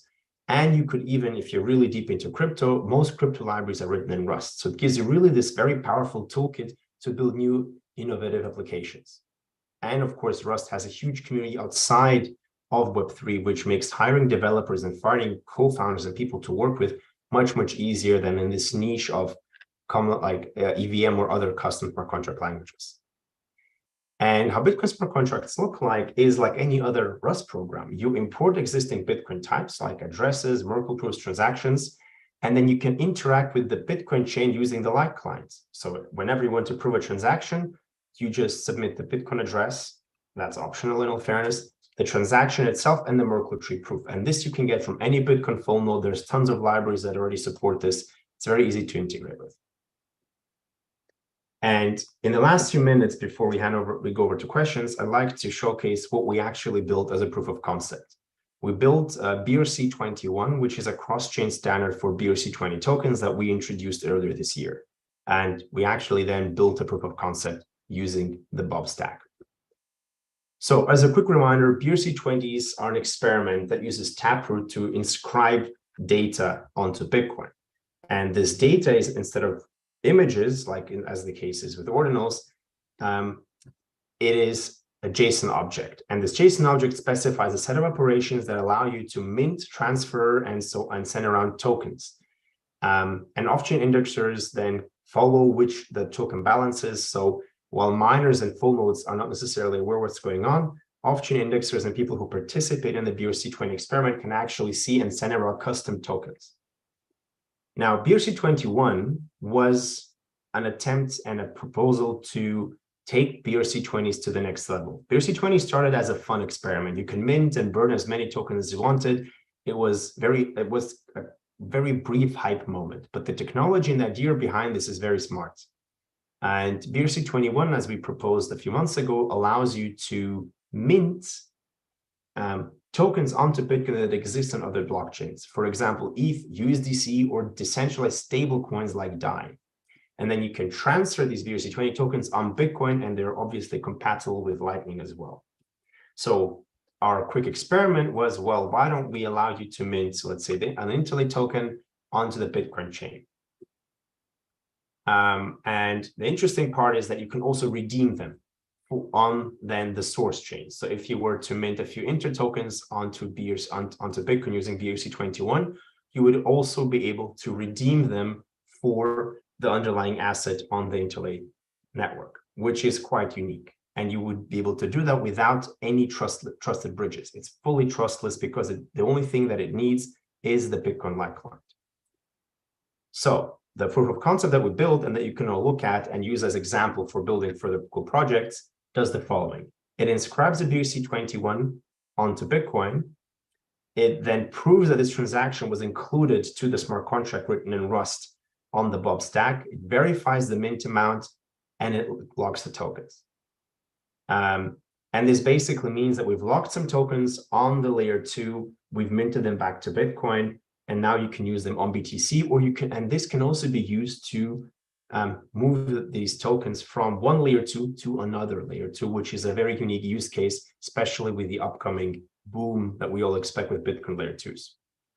And when you redeem, when you want to get the assets actually back on the layer 2, you again make a BRC21 inscription on Bitcoin, and on the layer 2, it will verify the transaction and react to it. And this is a proof of concept of a mint functionality. And as you can see, it looks like any normal Rust program. And in fact, we've copied existing code from ordinals to parse the inscription. So instead of having to rewrite everything from scratch, we're able to reuse code that was used in ordinals itself. And the same for redeem. So you can check out the code and you can actually see how close it is to the original code bases, and you can just plug it in and you're good to go, and you can actually use the applications. But now suddenly, without having a centralized indexer, we have a decentralized indexer, because the smart contract on the Bob stack acts as an indexer and tracks all the BRC transactions. So you can prove the BRC transactions to that contract, and it will react by either allowing you to withdraw tokens or telling you, well, no, you're actually not the owner anymore. And this, I think, is quite groundbreaking, especially looking at all the indexer issues we've seen with BRCs, ordinals, and so on.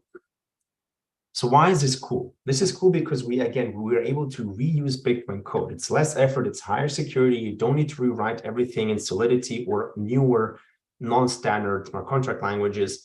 And you can use Rust Bitcoin libraries for transaction parsing, which again saves you so much engineering and development time, and it reduces the attack surface of your smart contracts.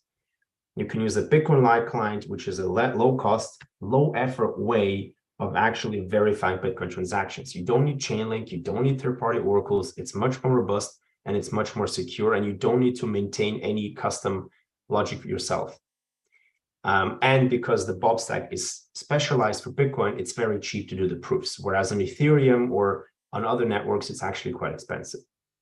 And then on top of this, right, on top of this Rust-based stack, you can actually use the EVM. So people can use MetaMask, they can use all the tools that they're used to on Ethereum, so they don't need to change their behavior.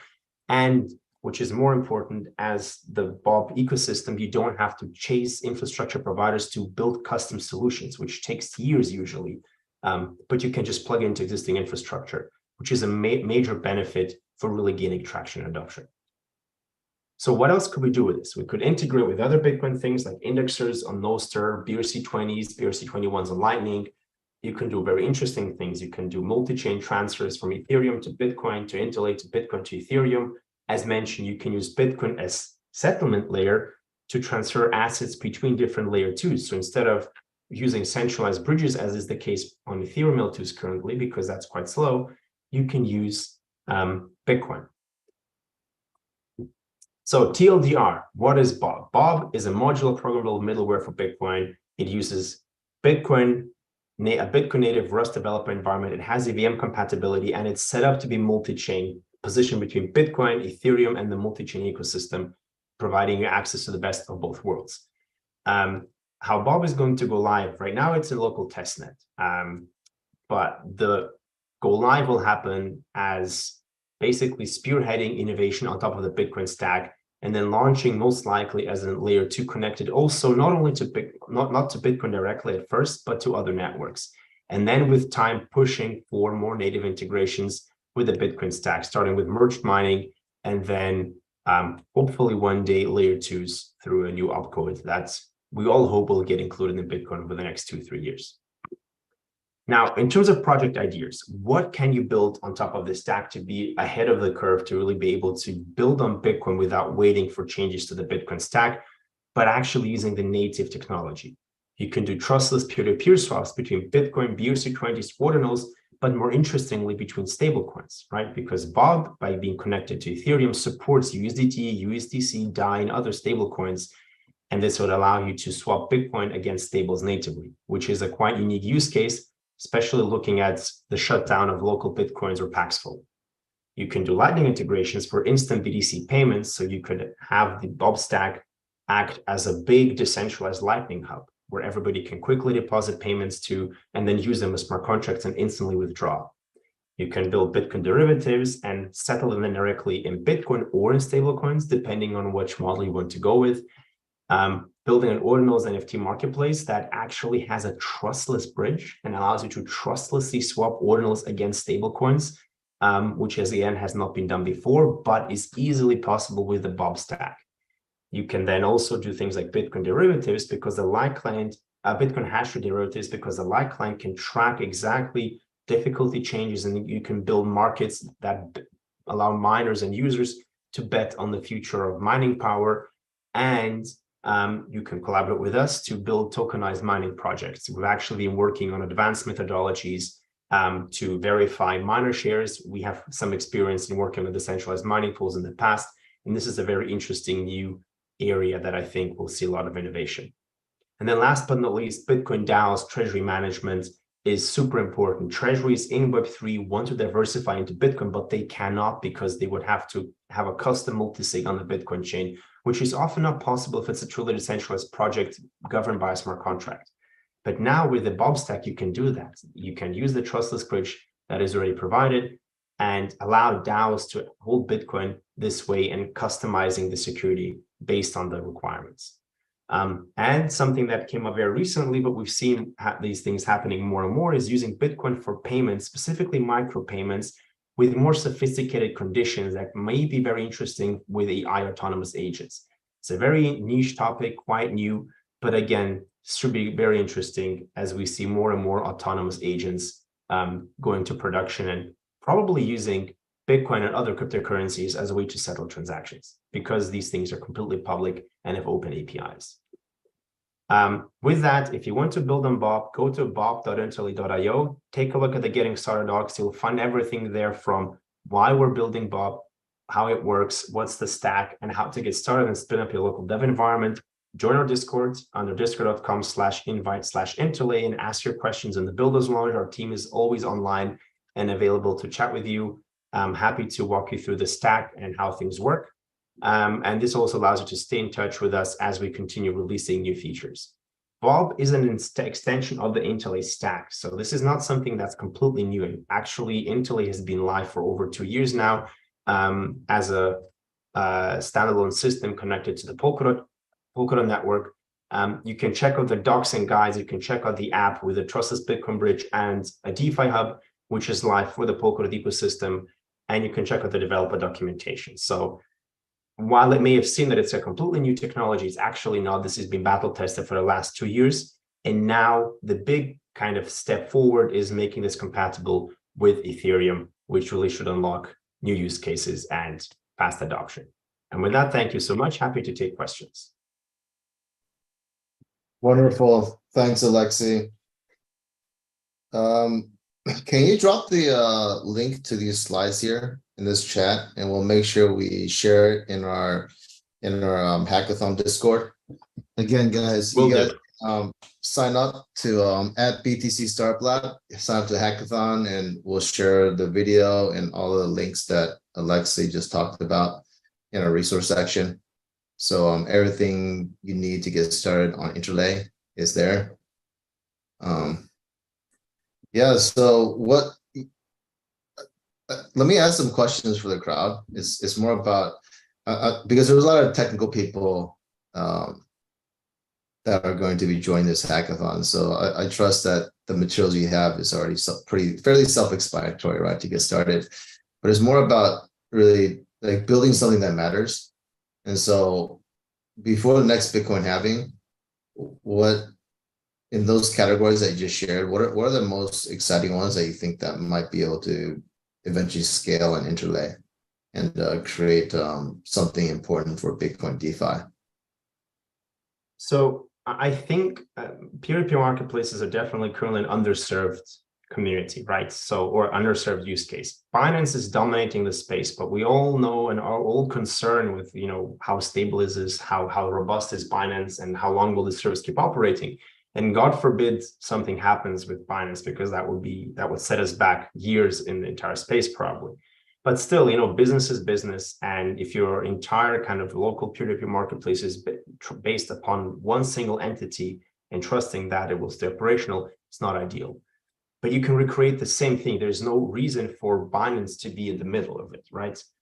Peer-to-peer marketplaces are peer-to-peer. You post orders, people look at it, withdraw. They're not as fast as professional trading. It's more really local community-driven methodologies to really get access to Bitcoin and provide, access to stable coins to local communities. So there is no need for super fast trading interfaces. And that's where decentralized technologies and like decentralized peer-to-peer marketplaces can actually shine, because they're robust, accessible to anyone. They're online 24/7. They never go down, and you don't need to ask for permission. And especially you don't need KYC, right? So whereas in Europe and the US, you might want to do KYC, and it's possible to build KYC into these marketplaces, the majority of people who use Bitcoin don't want and don't care about KYC. So I think peer-to-peer marketplaces are definitely something that I would build if I were to be working on the stack and in general in the space. But then there's also more fun stuff, right? Apart from like more advanced things like, hash rate marketplaces and so on, I'm a big supporter, like enthusiast of social finance. So I love experimentation with different types of NFTs like Harborage Tax, and also recently Friends Tech and so on. These are cool experiments. And I do believe that Bitcoin's technology and like the way Bitcoin was set up has a lot of potential to be used in these kind of experiments. If you remember, Namecoin was like the first altcoin that set out to decentralize namespaces and DNS and identities, and unfortunately was just ahead of its time. I think using BTC to essentially create or incentivize like behavior in like social media networks or decentralized social media networks, and Nostr is a very good example, right? That has definitely a lot of potential. So one thing to experiment with is integrating the Bob stack with Nostr and using Nostr, for example, for order books, which is, again, a very financial use case, or just to exchange information, set up chat rooms if you want to do a multi-sig, right? So if you want to do a multi-sig and you don't want to do out-of-bound communication of when to sign, spin up a Nostr room with one click, because you all know the public keys, that's what you're identified with, and do it there. And you can actually then also use these interactions, you can track them, store them, you can and create like social graphs that you might be able to use for identifying OG and like DGen users for new projects and new use cases, because that's maybe the people they want to onboard first.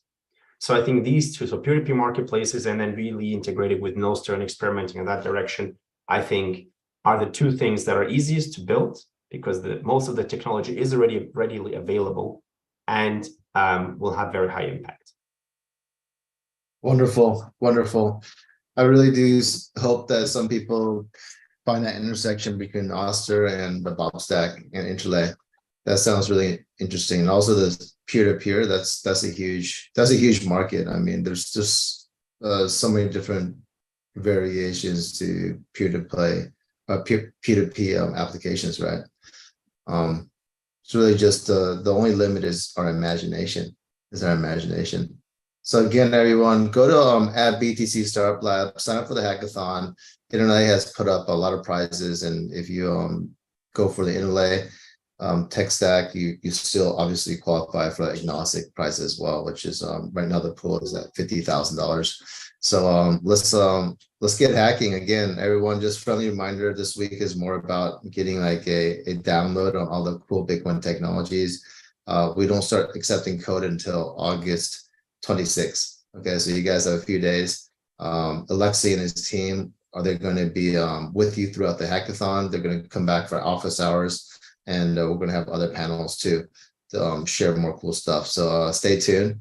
Thank you, Alexei, for coming on, and looking forward to speaking with you offline. Thanks for having me. See you. Bye. Wonderful. So I hope everyone is getting a lot out of this, because currently we have on-chain monkeys, Amanda, coming on now. And then we have Domo, the creator of BRC20, coming up. Hey, Albert. Hi, Amanda. Welcome, welcome. I'm just You're, getting my you're being restreamed live right now. okay. The idea is, if you could log on to the Twitter link, the X Spaces link I sent to the Telegram. Yes. And then we'll Yes. get speakers, so more of on-chain monkey fans and followers can get in Okay. on that action. Since you guys are Yeah. going to be Let's see. I also invited Mike, who was one of our eng, and he helps with some evangelism in case people have some Perfect. questions as well. So he might be joining as well, Mike Chavez. Okay. So let me turn off my camera for 1 second and get into the right spaces. I'm just gonna put my phone in the other room because otherwise I find it super distracting here. Yeah, I want to send you a link to our Twitter space right there, just to make sure it's the same one. Okay. Hold on. Let me. And then when you're up there, I'll just give you. Are we speak. live right now or no? Yeah, we're live now, but I mean, Okay. we can edit this later, but it's yeah. All good, all good. I All love right. the background, by the way. I see. Huh? I love the background. Very cool. Thanks.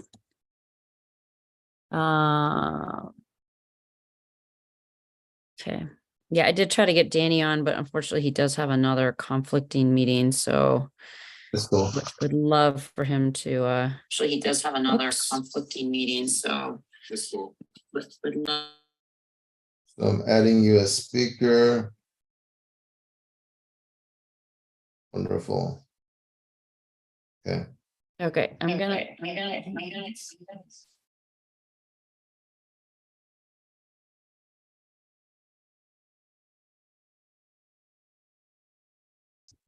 Okay. Yeah, All right. I just have it in the other room, so I'm not getting the echo. Yeah. Perfect. Well, happy Monday. Long time no talk. Yeah, happy Monday. Mondays are yeah. I mean, we're thinking about maybe starting on Tuesday, but Monday it is, right? We have a lot to ground to cover this week. Yeah. As the listeners know, the code, the people who signed up, we don't start accepting code until August 26th. So this week is more about forming teams, right? Checking out this video, figuring out what they want to do.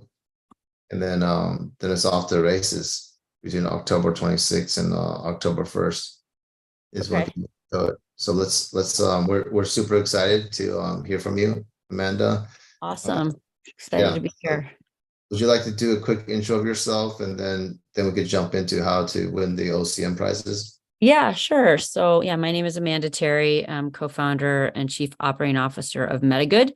MetaGood was founded in May 21, and then we launched the iconic on-chain monkey first digital artifact collection, which was 10,000 monkeys profile pic collection done in a single Ethereum transaction on Ethereum. We then took those 10,000 monkeys that were on chain and inscribed them when the Ordinals protocol came into existence in February. So we were the first 10,000 profile pic then inscribed on Bitcoin. And then we launched OCM Dimensions back in June. And that was the first collection to use recursion amongst many other kind of technical firsts that it accomplished. And my co-founders are Danny Yang, who's our CEO. He founded the Stanford Bitcoin Meetup in 2013. He founded MyCoin, which is the largest cryptocurrency exchange in Taiwan, and Blockseer, which he started in 2018, which a number of government agencies used to kind of track do analytics basically on blockchain. And he sold that in 2018. And my other co-founder and chairman is Bill Tai. He invested in Danny's two previous companies, MyCoin and Blockseer. Bill's been an investor since 91. He was formerly a partner at Charles River Ventures. He's been in crypto since 2010. He actually lent the money to the Bitfury team to buy the silicon to create their first ASIC mining chip for Bitcoin mining. So he is very, very OG, as is Danny. He's on the board of Hut 8, which is the largest digital asset miner in North America. He also seeded Dapper Labs, Canva, and 23 publicly traded companies. And he was also the first check into Zoom. So very well-known and respected venture capitalist. And we're very fortunate to have him, as he was our first check into MetaGood, our co-founder and chairman. Super. Thanks for the intro. And Sure. now the hackathon contestants know that this is OCM is seriously backed by some serious OGs in the Bitcoin space, right? This is not the average team coming to present to you guys here. And On-Chain Monkeys is also known for pioneering recursion, right? I think it's the first collection to use recursion to create a 3D collection on ordinals, right? And it also has some really interesting properties that Amanda, you're going to share with us, as I understand. And if people decide to go down the ordinals route and they use these technologies, then you potentially qualify for the OCM prizes. Is that correct, Amanda? Yes. I mean, really, it's funny. So we, I think in the spirit, we do kind of want to leave it open versus being super prescriptive, because we'd like to see kind of what people can come up with from a creative standpoint. We've already seen some really interesting kind of games and applications and other art collections leverage the OCM dimension codes. But yeah, I mean, I'll talk just briefly a little bit about it. And some of this was in a Medium post, which we should share also with everybody. But, we were one of the first parent-child collections. So we inscribed that in February 2023. So, kind of establishing clear on-chain collection provenance. We were the first to enable compression. So we released, these libraries, which is what we want people to use in the GitHub links. But P5JS, 3GS, which are all on chain on Bitcoin for future creators to use. We're not expecting everyone to do exactly what we did, but, we had an incredibly efficient use of block space. So it was less than 1 kilobyte per dimensions ordinal. And, they were, fully inscribed. So on 300 consecutive Satoshis, and ordered on chain by their Satoshi numbers in ascending order and matching their dimensions number. So these are just, they were also inscribed on early Satoshis from January 2009, which was block 78, which is basically the third day of Bitcoin. And they were all curse inscriptions, which we're very happy, that, as the ecosystem has been developing. For example, Xverse just announced last week that Wallet would be, supporting curse inscriptions, but at the time, the ecosystem is still kind of catching up to some of the developments that we did when we first did those inscriptions. So, so high definition 3D. People have tweeted a little bit about putting them on big screens and how the images kind of scale up and down. Rendered directly from code inscribed on Bitcoin. And I would argue kind of the bigger display. And I was fortunate enough to go to London for one of our partners, Asprey Studios, opening physical gallery, and they had a Bitcoin ordinals wall, and they had a gigantic screen, and kind of the bigger the screen, the more amazing these dimensions look. So it's really cool that, the resolution can kind of scale to fit any display size. And so, yeah, that's kind of just a few of the features. But, we're proud to have, contributed to, launching these libraries, and we're just really excited to see kind of what the community can come up with. And we just ask that, they credit, On-Chain Monkey with the, the original kind of library code. And so we're kind of keeping it pretty broad to start. Obviously, we'll, if there's any more specific examples of what we'd like to see, we'll pass it on to you. But right now, we really do just kind of want to encourage the community to be creative.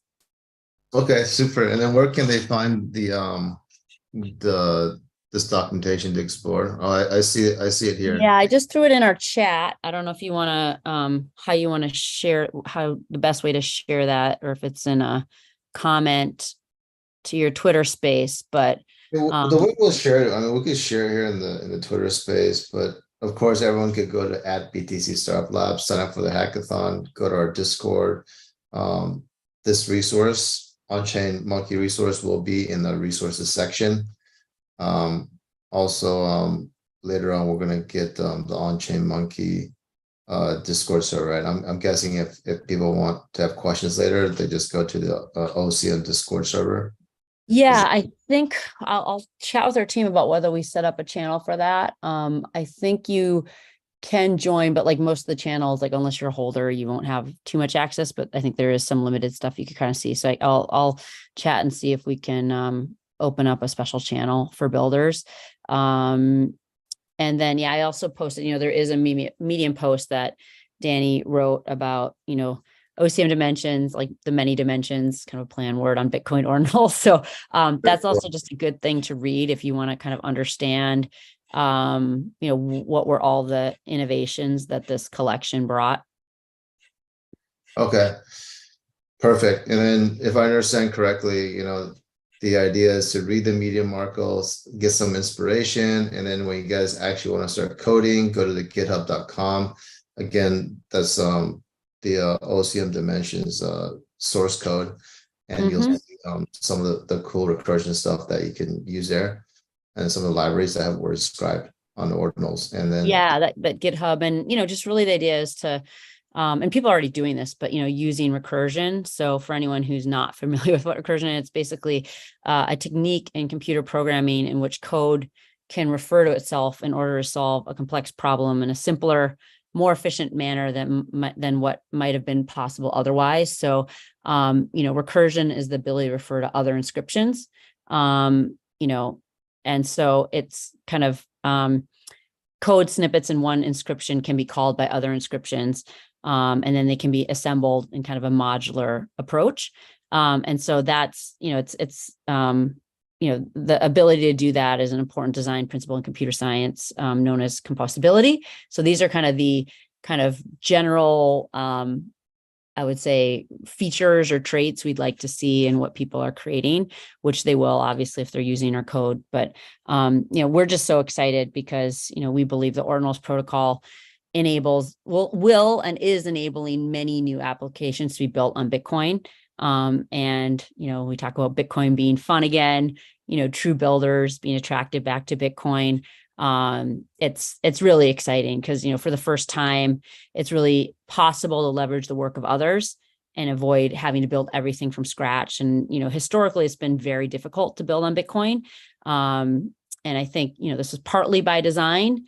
Then obviously Vitalik, built Ethereum to build smart contracts on Bitcoin, but because of Bitcoin's limited scripting language, he actually had to create Ethereum, which, as a blockchain had more programming capabilities.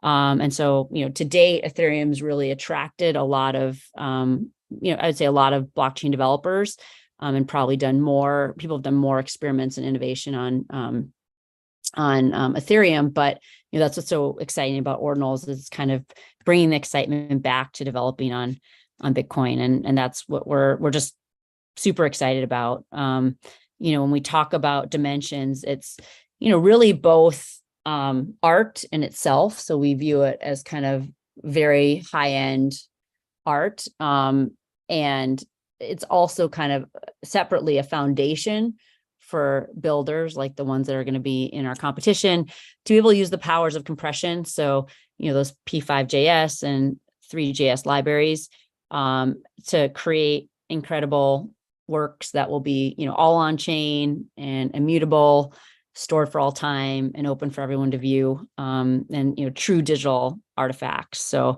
that's what we're so excited about. Super.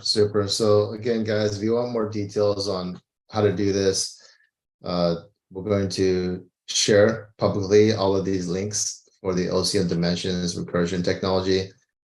Mix and match, right? Use the requirement is to use the OCM dimensions GitHub code, but then you got add your own code, right? You like be creative with it, be original, right? And see where your imagination takes you with this technology.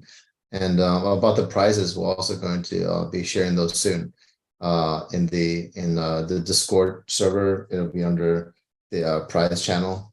And I did just hear that from our DAO, a grant was passed, so MetaGood will be matching that. So we'll share this, but it's actually right now done in Ethereum because we put Ethereum into our DAO. So I want to do the calculations before I give you the fiat and or Bitcoin prize, but we will have, you know, some prize money that will this go is along with that. Bitcoin, and is it a slash some like NFTs, or is it You know, just- I gotta chat with Dan. I don't think we came to a final decision on the NFT stuff. I know we had a fiat amount in mind Good. that will be supported kind of through the on-chain monkey DAO and, you know, matched with MetaGood as well.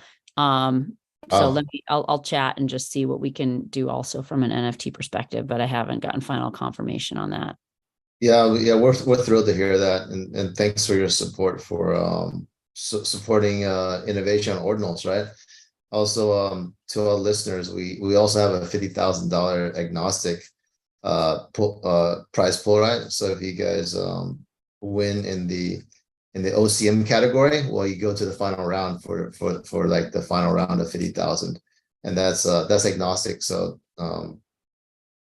that means it's open to people developing. Walk through the dates again, just so in case anyone's on from our community or this is recorded and they listen to it later. So right now people are already coming up with concepts, they're submitting their ideas and teams. Is that right?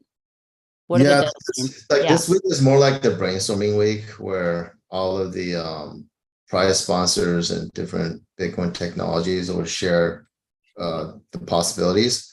And then the contestants are also looking for ideas and forming teams. The important date is August 26th. August 26th is when we start accepting code. And it runs until October 1st. So it's about a little over a month to code. So we're expecting some fairly high quality stuff out of this hackathon. Last time the hackathon was, you know, we only let people code for just like a few days, less than a week. But this time we're saying instead of a few days, let's give people a few weeks to code. So people are still signing up. I think we're at 170 signups now, which is people are coming on at double the speed versus spring when we did this the first time. So that's a really strong indicator that, you know, there are more builders in Bitcoin. And we expect that, you know, as it goes, like usually the bulk of it is going to be like once the hackathon starts after the 26th, right? This is a warm-up week. So it's already a very strong warm-up. Yeah, so August 26th is a day that we start accepting code, and October 1st is the final cutoff. But you guys have to sign up before September 17th, right? September 17th is actually the cutoff for the hackathon. Okay. Yeah, these are good dates. I'm sure it's all on your Twitter, but just to remind, I know, at least I was in Discord over the weekend, and there is it's actually a very cool story. He used our Dimensions code to create his own art collection, and he sold I think he's still in the minting process, but you know, leveraged the code base, created his own art collection, launched it, and then used the revenues from that to buy into On-Chain Monkey. He wasn't an On-Chain Monkey holder before, so it's it's kind of cool. So I went in and I bought one of his collection, and then I encouraged him, and I kind of put the links to your Bitcoin Olympics. I'm like, you should definitely you know, take a look at this and think about submitting something, given you already are, you know, pretty familiar with their OCM Dimensions code. And it's been really cool because you know, there's been a number of community members that are, you know, highly technical that actually like another community member helped him with some questions he had. And so it was just really neat to kind of see the On-Chain Monkey community come together and have somebody who was not familiar with obviously the kind of code base and libraries, be able to leverage help from another community member and then launch his own collection and then ultimately earn the funds to join the On-Chain Monkey community himself, which I just thought was such a cool story. Yeah, no, I mean, you guys have done a great job building your community. There's a lot of talented people in the On-Chain Monkey community. We actually have, yes, you probably know it, we have several of them who joined our 12-week program, you know, like the private program. We call it the gauntlet, idea to investment worthy startup. And they're doing great. They're doing great. So please invite more of your community to join in the hackathon. Yeah, no, it's great. I mean, I think, you know, we are definitely telling our builders and trying to get the word out about this. So if, you know, people want to build something cool, we're directing them to you guys, since you're, you know, obviously super well resourced, and, you know, you've got some, you know, prize capital to really help fuel some innovation, which is great. We're excited to see what comes of it. Speaking about like composability and combining different platforms, a lot of the other prize sponsors, you know, the other protocols or Bitcoin side chains, depending on how you want to define it, a lot of them have suggested people to experiment with ordinals stuff, building with their technology. So this is a perfect chance to blend the OCM dimensions tech with another sidechain, right? Which will, you know, the sky's the limit on that imagination. Obviously, that also opens them up for both prize pools, right? Yes. Yes. So that kind of cross-pollination of ideas is definitely encouraged. It's going to be really fun, and we welcome any OCM community member to throw their hat in the ring, so to speak. Now's the time to strike it, right? This is Yes. this is the right time. This is before anyone's a wiser, right? Not a lot of people. I think some people are wising up to the idea of recursion, but now's the time to sort of grab the low-hanging fruit, so to speak, because in a couple of months from now, it's not going to be a secret anymore. No, and I think also, like, as you think about over time, like, you know, fees could potentially go up. It's still relatively inexpensive to inscribe on Bitcoin, but, you know, with Bitcoin's block space storing at most 200 gigabytes of data annually, you know, it is fixed and finite, right? So, you know, there will be, you know, our prediction is, you know, growing data storage demands. So it really makes Bitcoin kind of one of the world's most precious digital storage mediums in existence.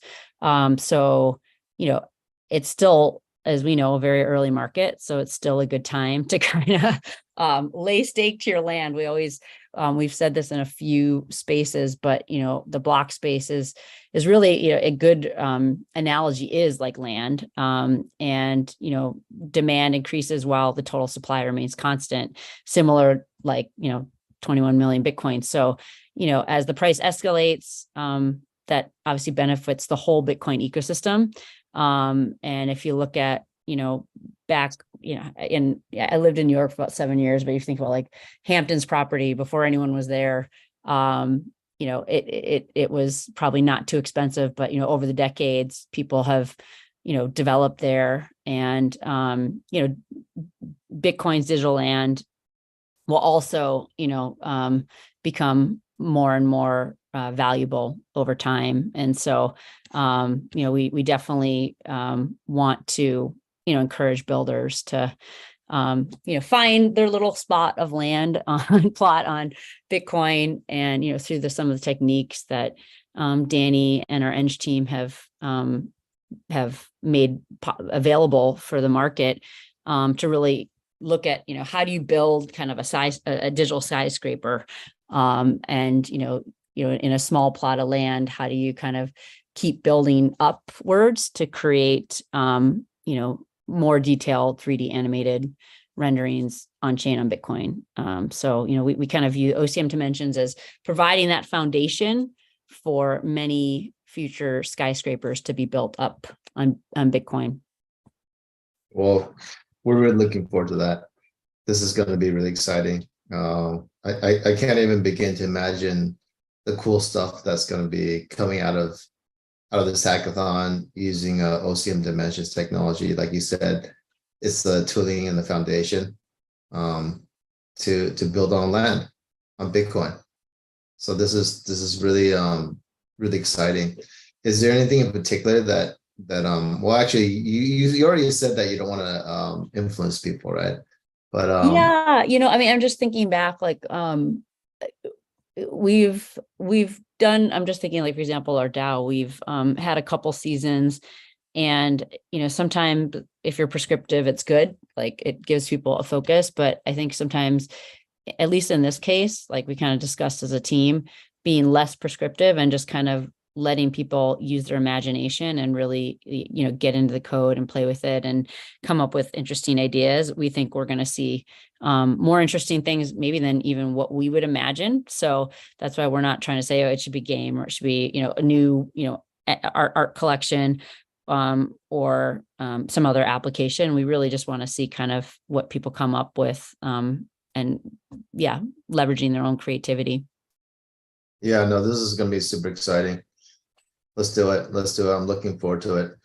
And again, guys, if you guys go to our Twitter X handle at BTC Startup Lab and sign up for the hackathon, all this information is going to be in Discord server. You'll also get info on how to get the OC Dimensions GitHub repository. So again, if you qualify for the prizes from OCM and MetaGood, you have to integrate that part of the code into the Euro code. And again, anyone who builds with OCM Dimension is also qualified for the $50,000 prize for agnostic pools. So this should be pretty fun. This is going to be really fun. I'll add one other Medium post too. It's just kind of funny, and I don't expect in the time we have for this this hackathon that anyone does this per se, but it's just, it's funny that, Danny and Bill actually tried to put like land titles on the blockchain back in 2015 in Egypt, but the blockchain wasn't ready. So you think about, like, there are so, like, we believe art is just kind of the beginning, as terms of that people can kind of grasp and get their heads around in terms of applications of what can be built on Bitcoin. But there is so much, I mean, from, you could put scientific papers, you can put land titles, digital like identity. So, I mean, there's just a lot, we think could be developed over time. So there's just a few kind of ideas, but, we don't expect anyone to initially put, land titles on the blockchain between, in like a month, but these are just ideas, right? I mean, it's really like you've got this immutable canvas of Bitcoin. So what are we always say, if you have $1 million asset, would you rather have it on Bitcoin, which we know is secure, decentralized, immutable, and will last, or would you want it on Ethereum, which, as we've seen in recent news headlines, IPFS pointers to centralized systems don't, if those companies go away, then people's assets go away. And so, I mean, I think, at least on our team, we all believe in Bitcoin. And so, this is just one platform, through these libraries to kind of inscribe truly high value digital artifacts. And we're excited for what this is going to usher in for the whole Bitcoin ecosystem. For sure. I mean, this thinking about ordinals as an immutable database is also a great innovation direction to go in. Thanks for that. I guess that's a great way to end this note. We're right up here on time. Again, everyone, this is to everyone listening, this is Amanda Terry. She's a co-founder of MetaGood and On-Chain Monkeys, and also running the fund. So looking forward to a lot of innovative ideas with OCM Dimensions. Again, go to @BTC Startup Lab and check out the GitHub. Check out the Medium articles to get some inspiration, right? And we'll see you throughout the hackathon. Thanks, Awesome. Amanda, for joining us. Thanks, Albert. Thanks for having me on. Take care. You too. Yep. Bye. Bye-bye. Hi, Domo. How are you doing?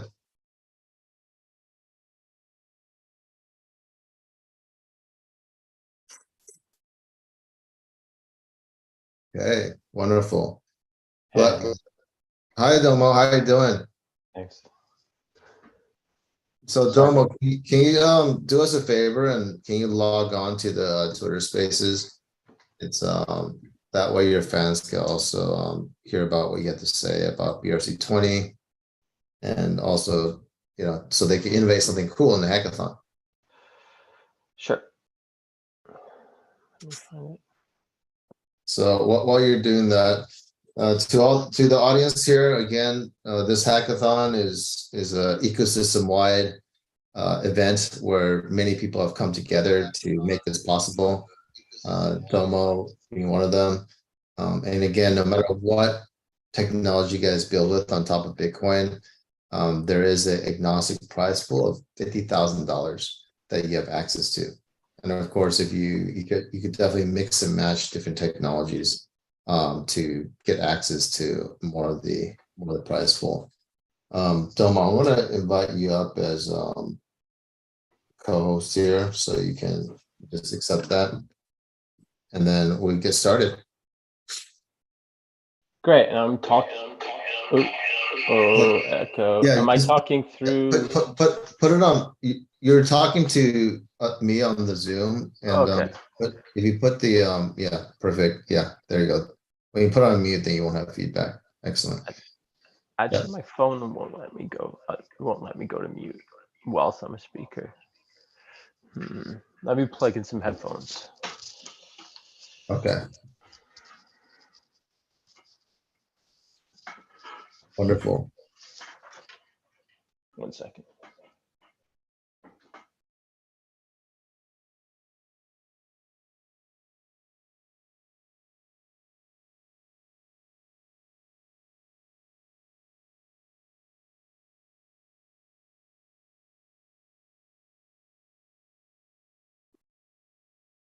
Okay, is that working now? Oh, still muted. 1 second. I can hear you. I mean, it's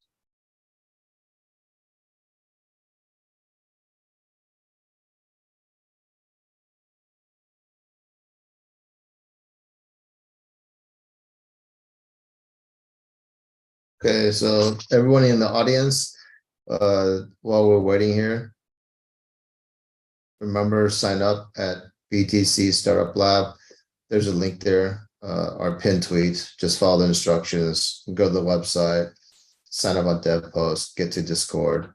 The interesting thing about this hackathon is for every 200 active participants, we unlock 20% of the prizes.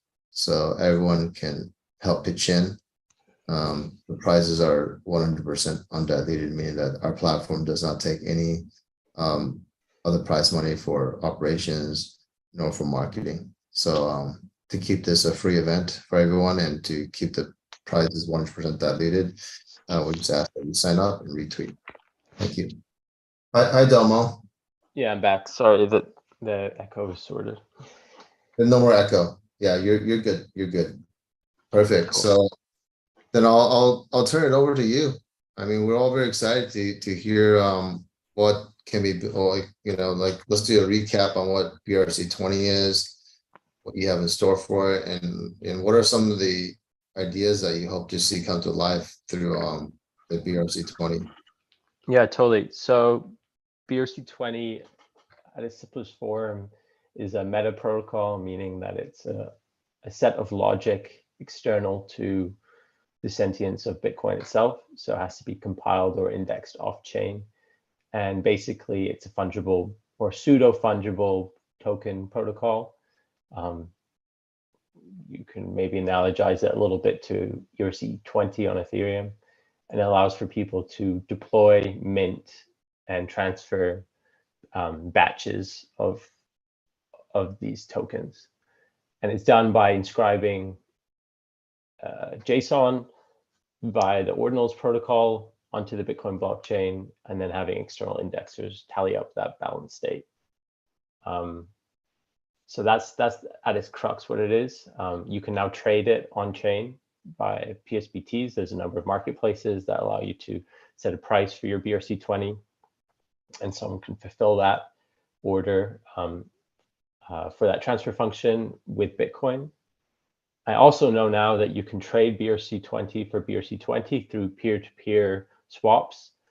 I think the site is called Nakamoto something. It was done by Bunzi and his team, so that's quite cool. And I think, and I'll get into this a bit later, that kind of tech is what's going to enable the first, I would say, Ethereum style DEX on BRC20. Things like Unisat and whatnot are almost a DEX from that perspective, but more of an order book style. So this would be like a liquidity pool DEX. Wow, that's exciting. Can you drop that link? You said Bunzi, they're doing the swaps for BRC20. Yeah, let me look for it. Like they're not doing it yet, but what my point is if you're looking for a startup idea, I think this peer-to-peer BRC20 swap is interesting from a number of vectors. One is the swapping DEX angle. The other is like a wrapping angle. So you could wrap your, say, ORDI, so ORDI to wrapped ORDI. And in this wrapped ORDI could exist in a parallel meta protocol. So say you want to build a different fungible standard that has more complexity than BRC20, think staking, things loans, things DEXs, that's very doable.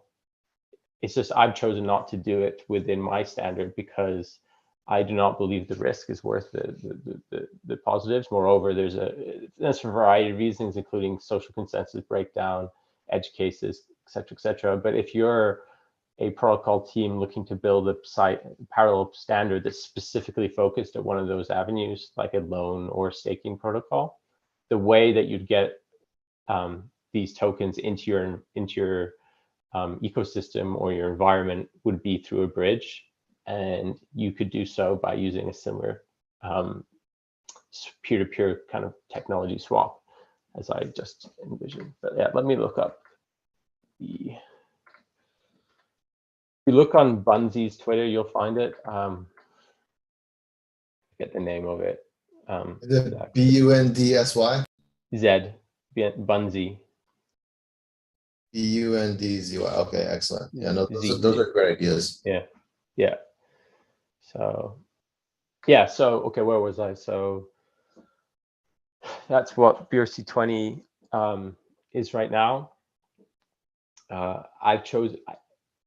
At its core, it relies upon social consensus. So there's a number of rules that I have laid out and the indexers have adopted. However, if you think of a scenario which I was changing my mind every day, oh no, we want to implement this, we want to implement that at a drop of a hat. You can imagine one of these indexers might say, actually, you know what? I want to implement something different to what you're doing, or I don't disagree with what you're implementing.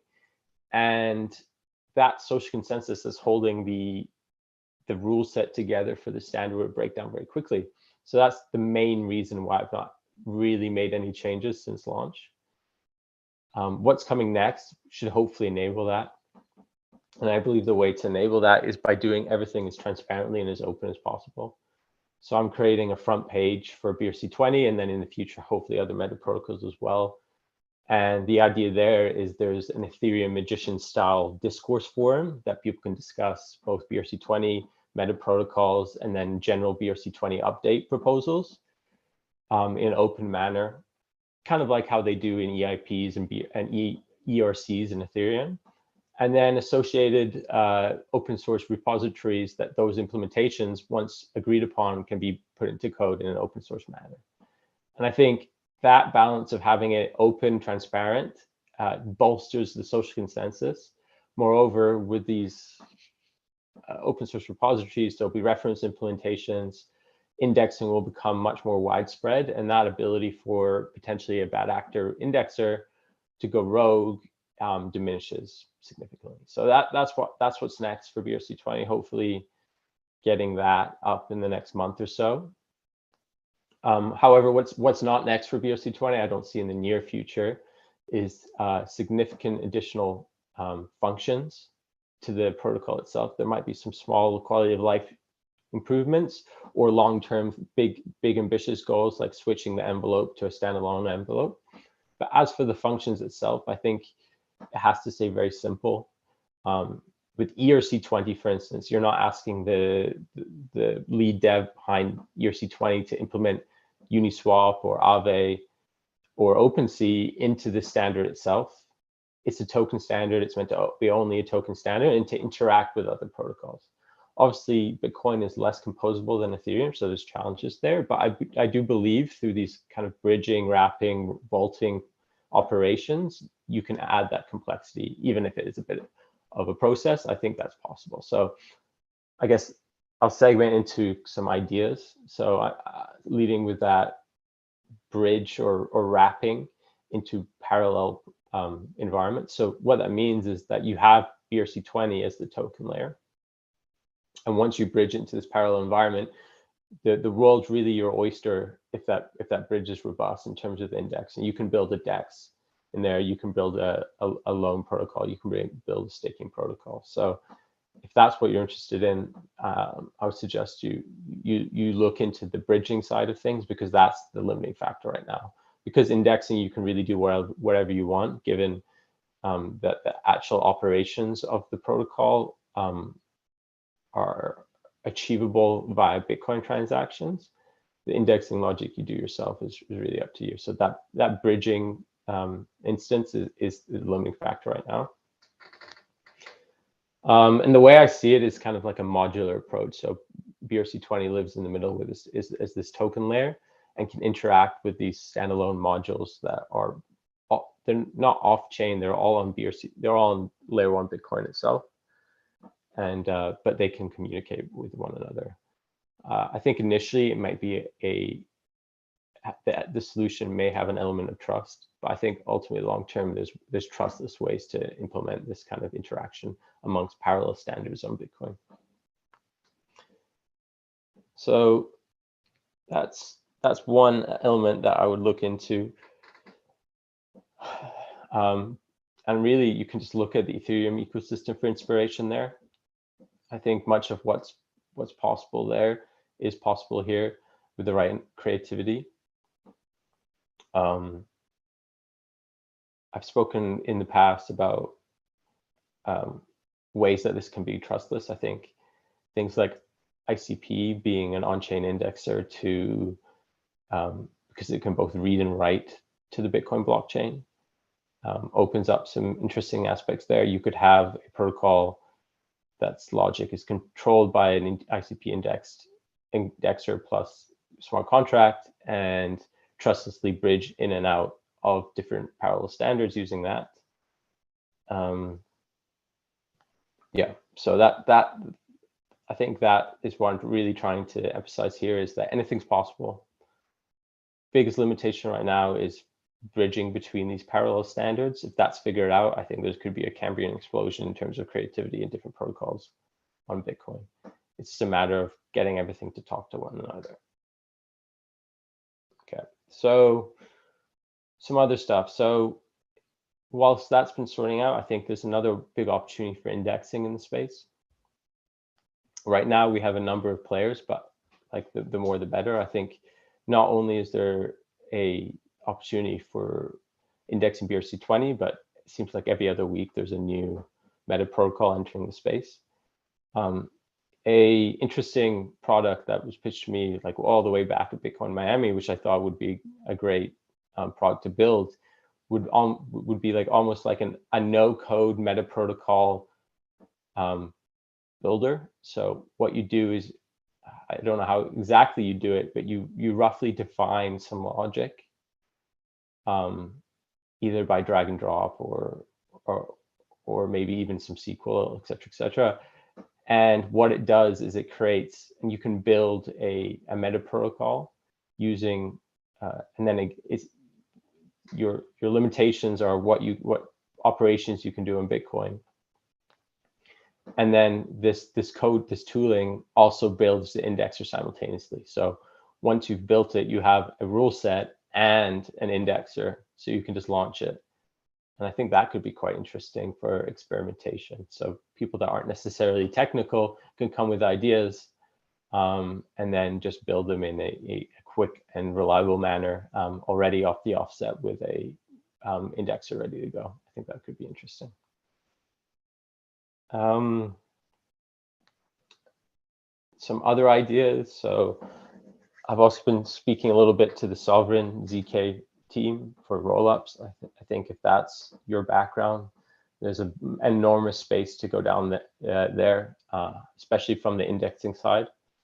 I think that could be an important future for meta protocols is the ZK Sovereign rollups.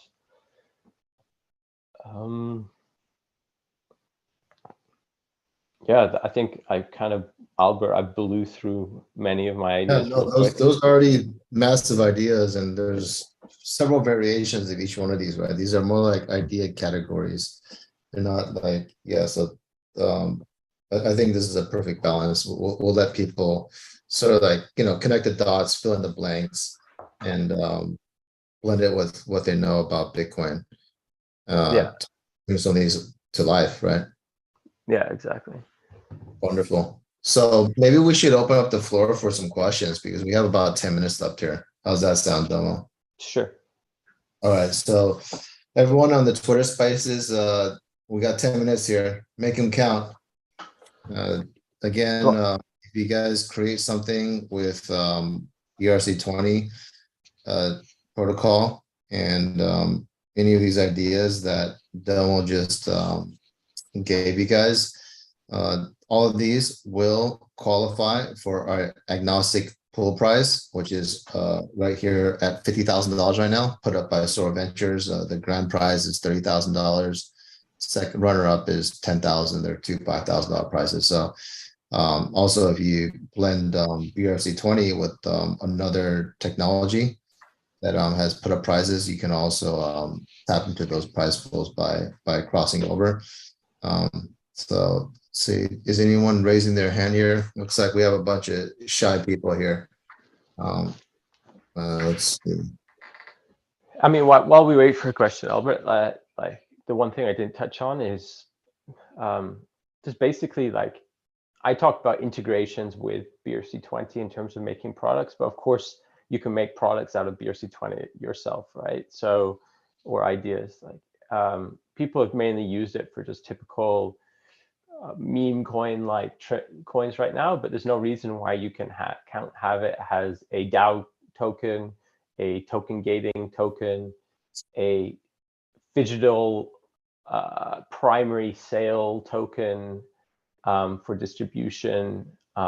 Really, in my opinion, is one of the easier ways to tokenize community in Bitcoin at the moment. Sure, you can make an ordinals collection, but it's very easy to bootstrap. It's much easier to bootstrap your community with a token, a fungible token. So I think there's a number of ways that you can move forward and make a product with BRC20 itself.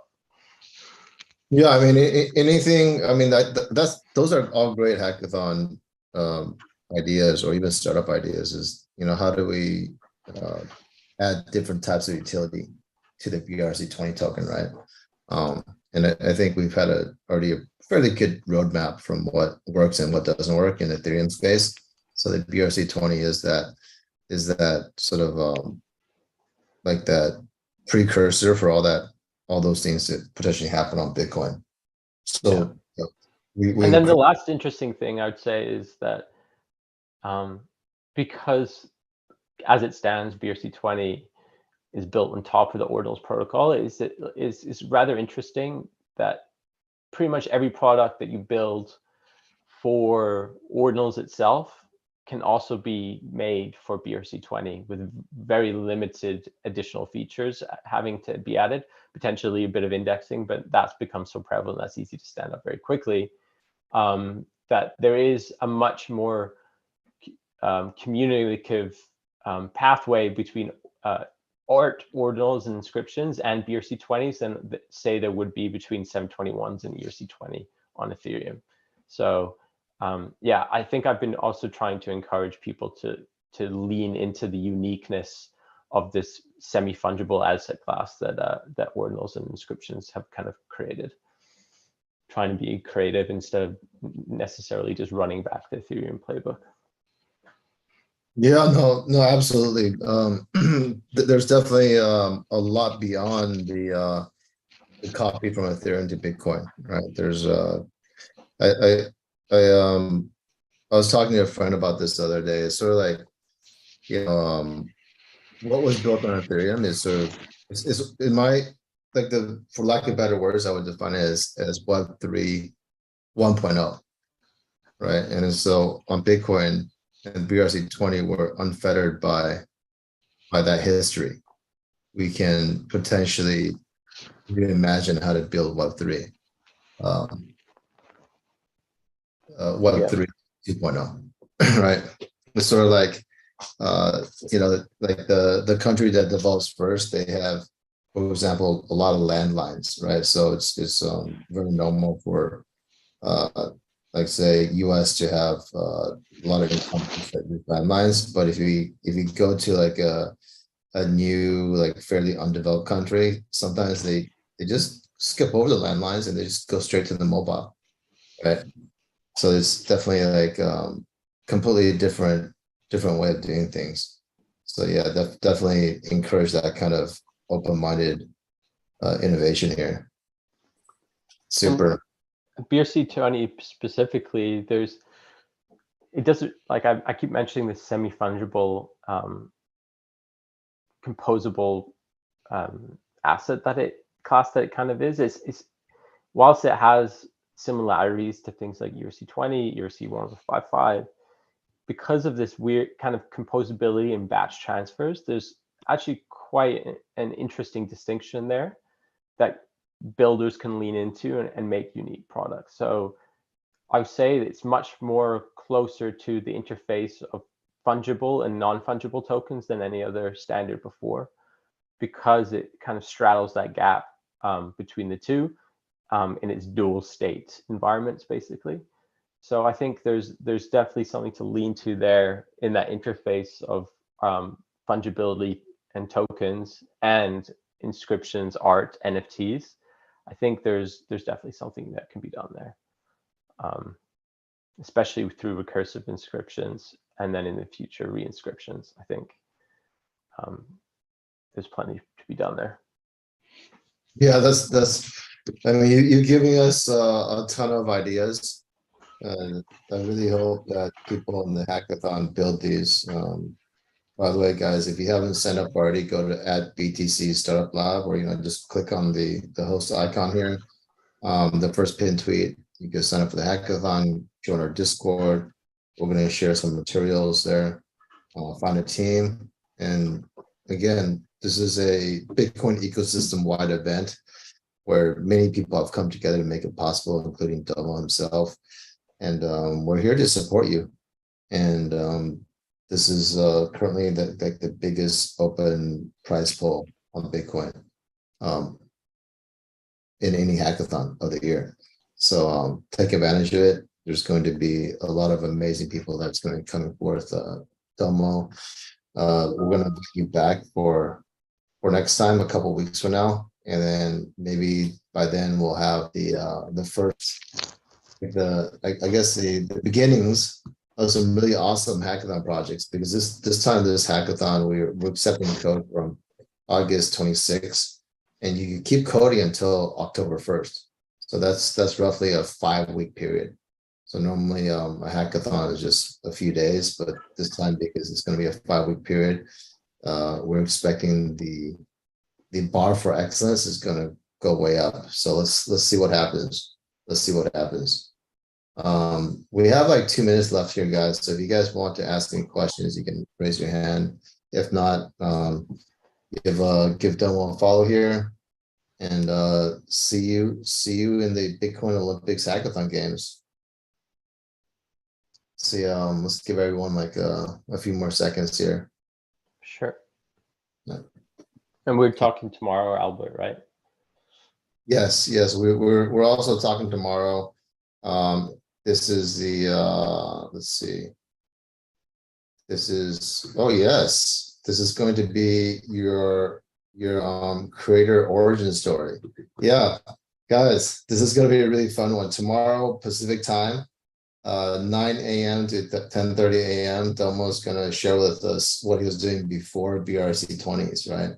And then of course we're going to get into BRC20s, and and what's next for BRC20s. So you guys mark your calendars. Mark your calendars. In fact, let me see if I can find that Twitter post and just drop it here so people can set a reminder right now. Just give me 1 second here.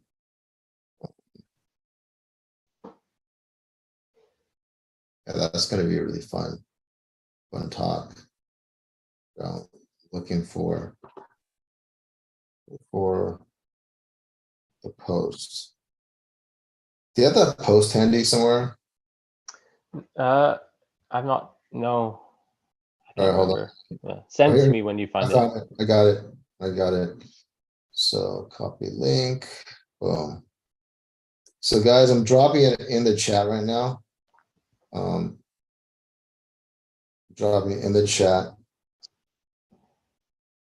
That's a Twitter space for you guys to join tomorrow. It's about the almost origin story before BRC20 and then the future of BRC20. Wonderful. Okay, so I wanna log off Twitter. Thank you everyone for joining again. Bitcoin Hackathon is brought to you by the Bitcoin Startup Lab. We are one of the top 3 accelerators in Bitcoin. We help you turn your idea into investment-worthy startup. And a big shout out to our media partners, BTC Inc., parent company of Bitcoin Magazine. They are the top Bitcoin media and longest running. And our other media partner, Crypto Slate. They are agnostic crypto media platform, bring Bitcoin news to the rest of the crypto world. And of course, thank you again for all of our listeners, all the teams and all the speakers and sponsors that have made this Bitcoin Olympics possible. Go ahead and sign up at BTC Olympics, or excuse me, BTC Startup Lab, at BTC Startup Lab, or just click on the icon. Thank you. All right, Albert. Talk tomorrow. Have a great day. All right, thanks, Domo. Bye-bye.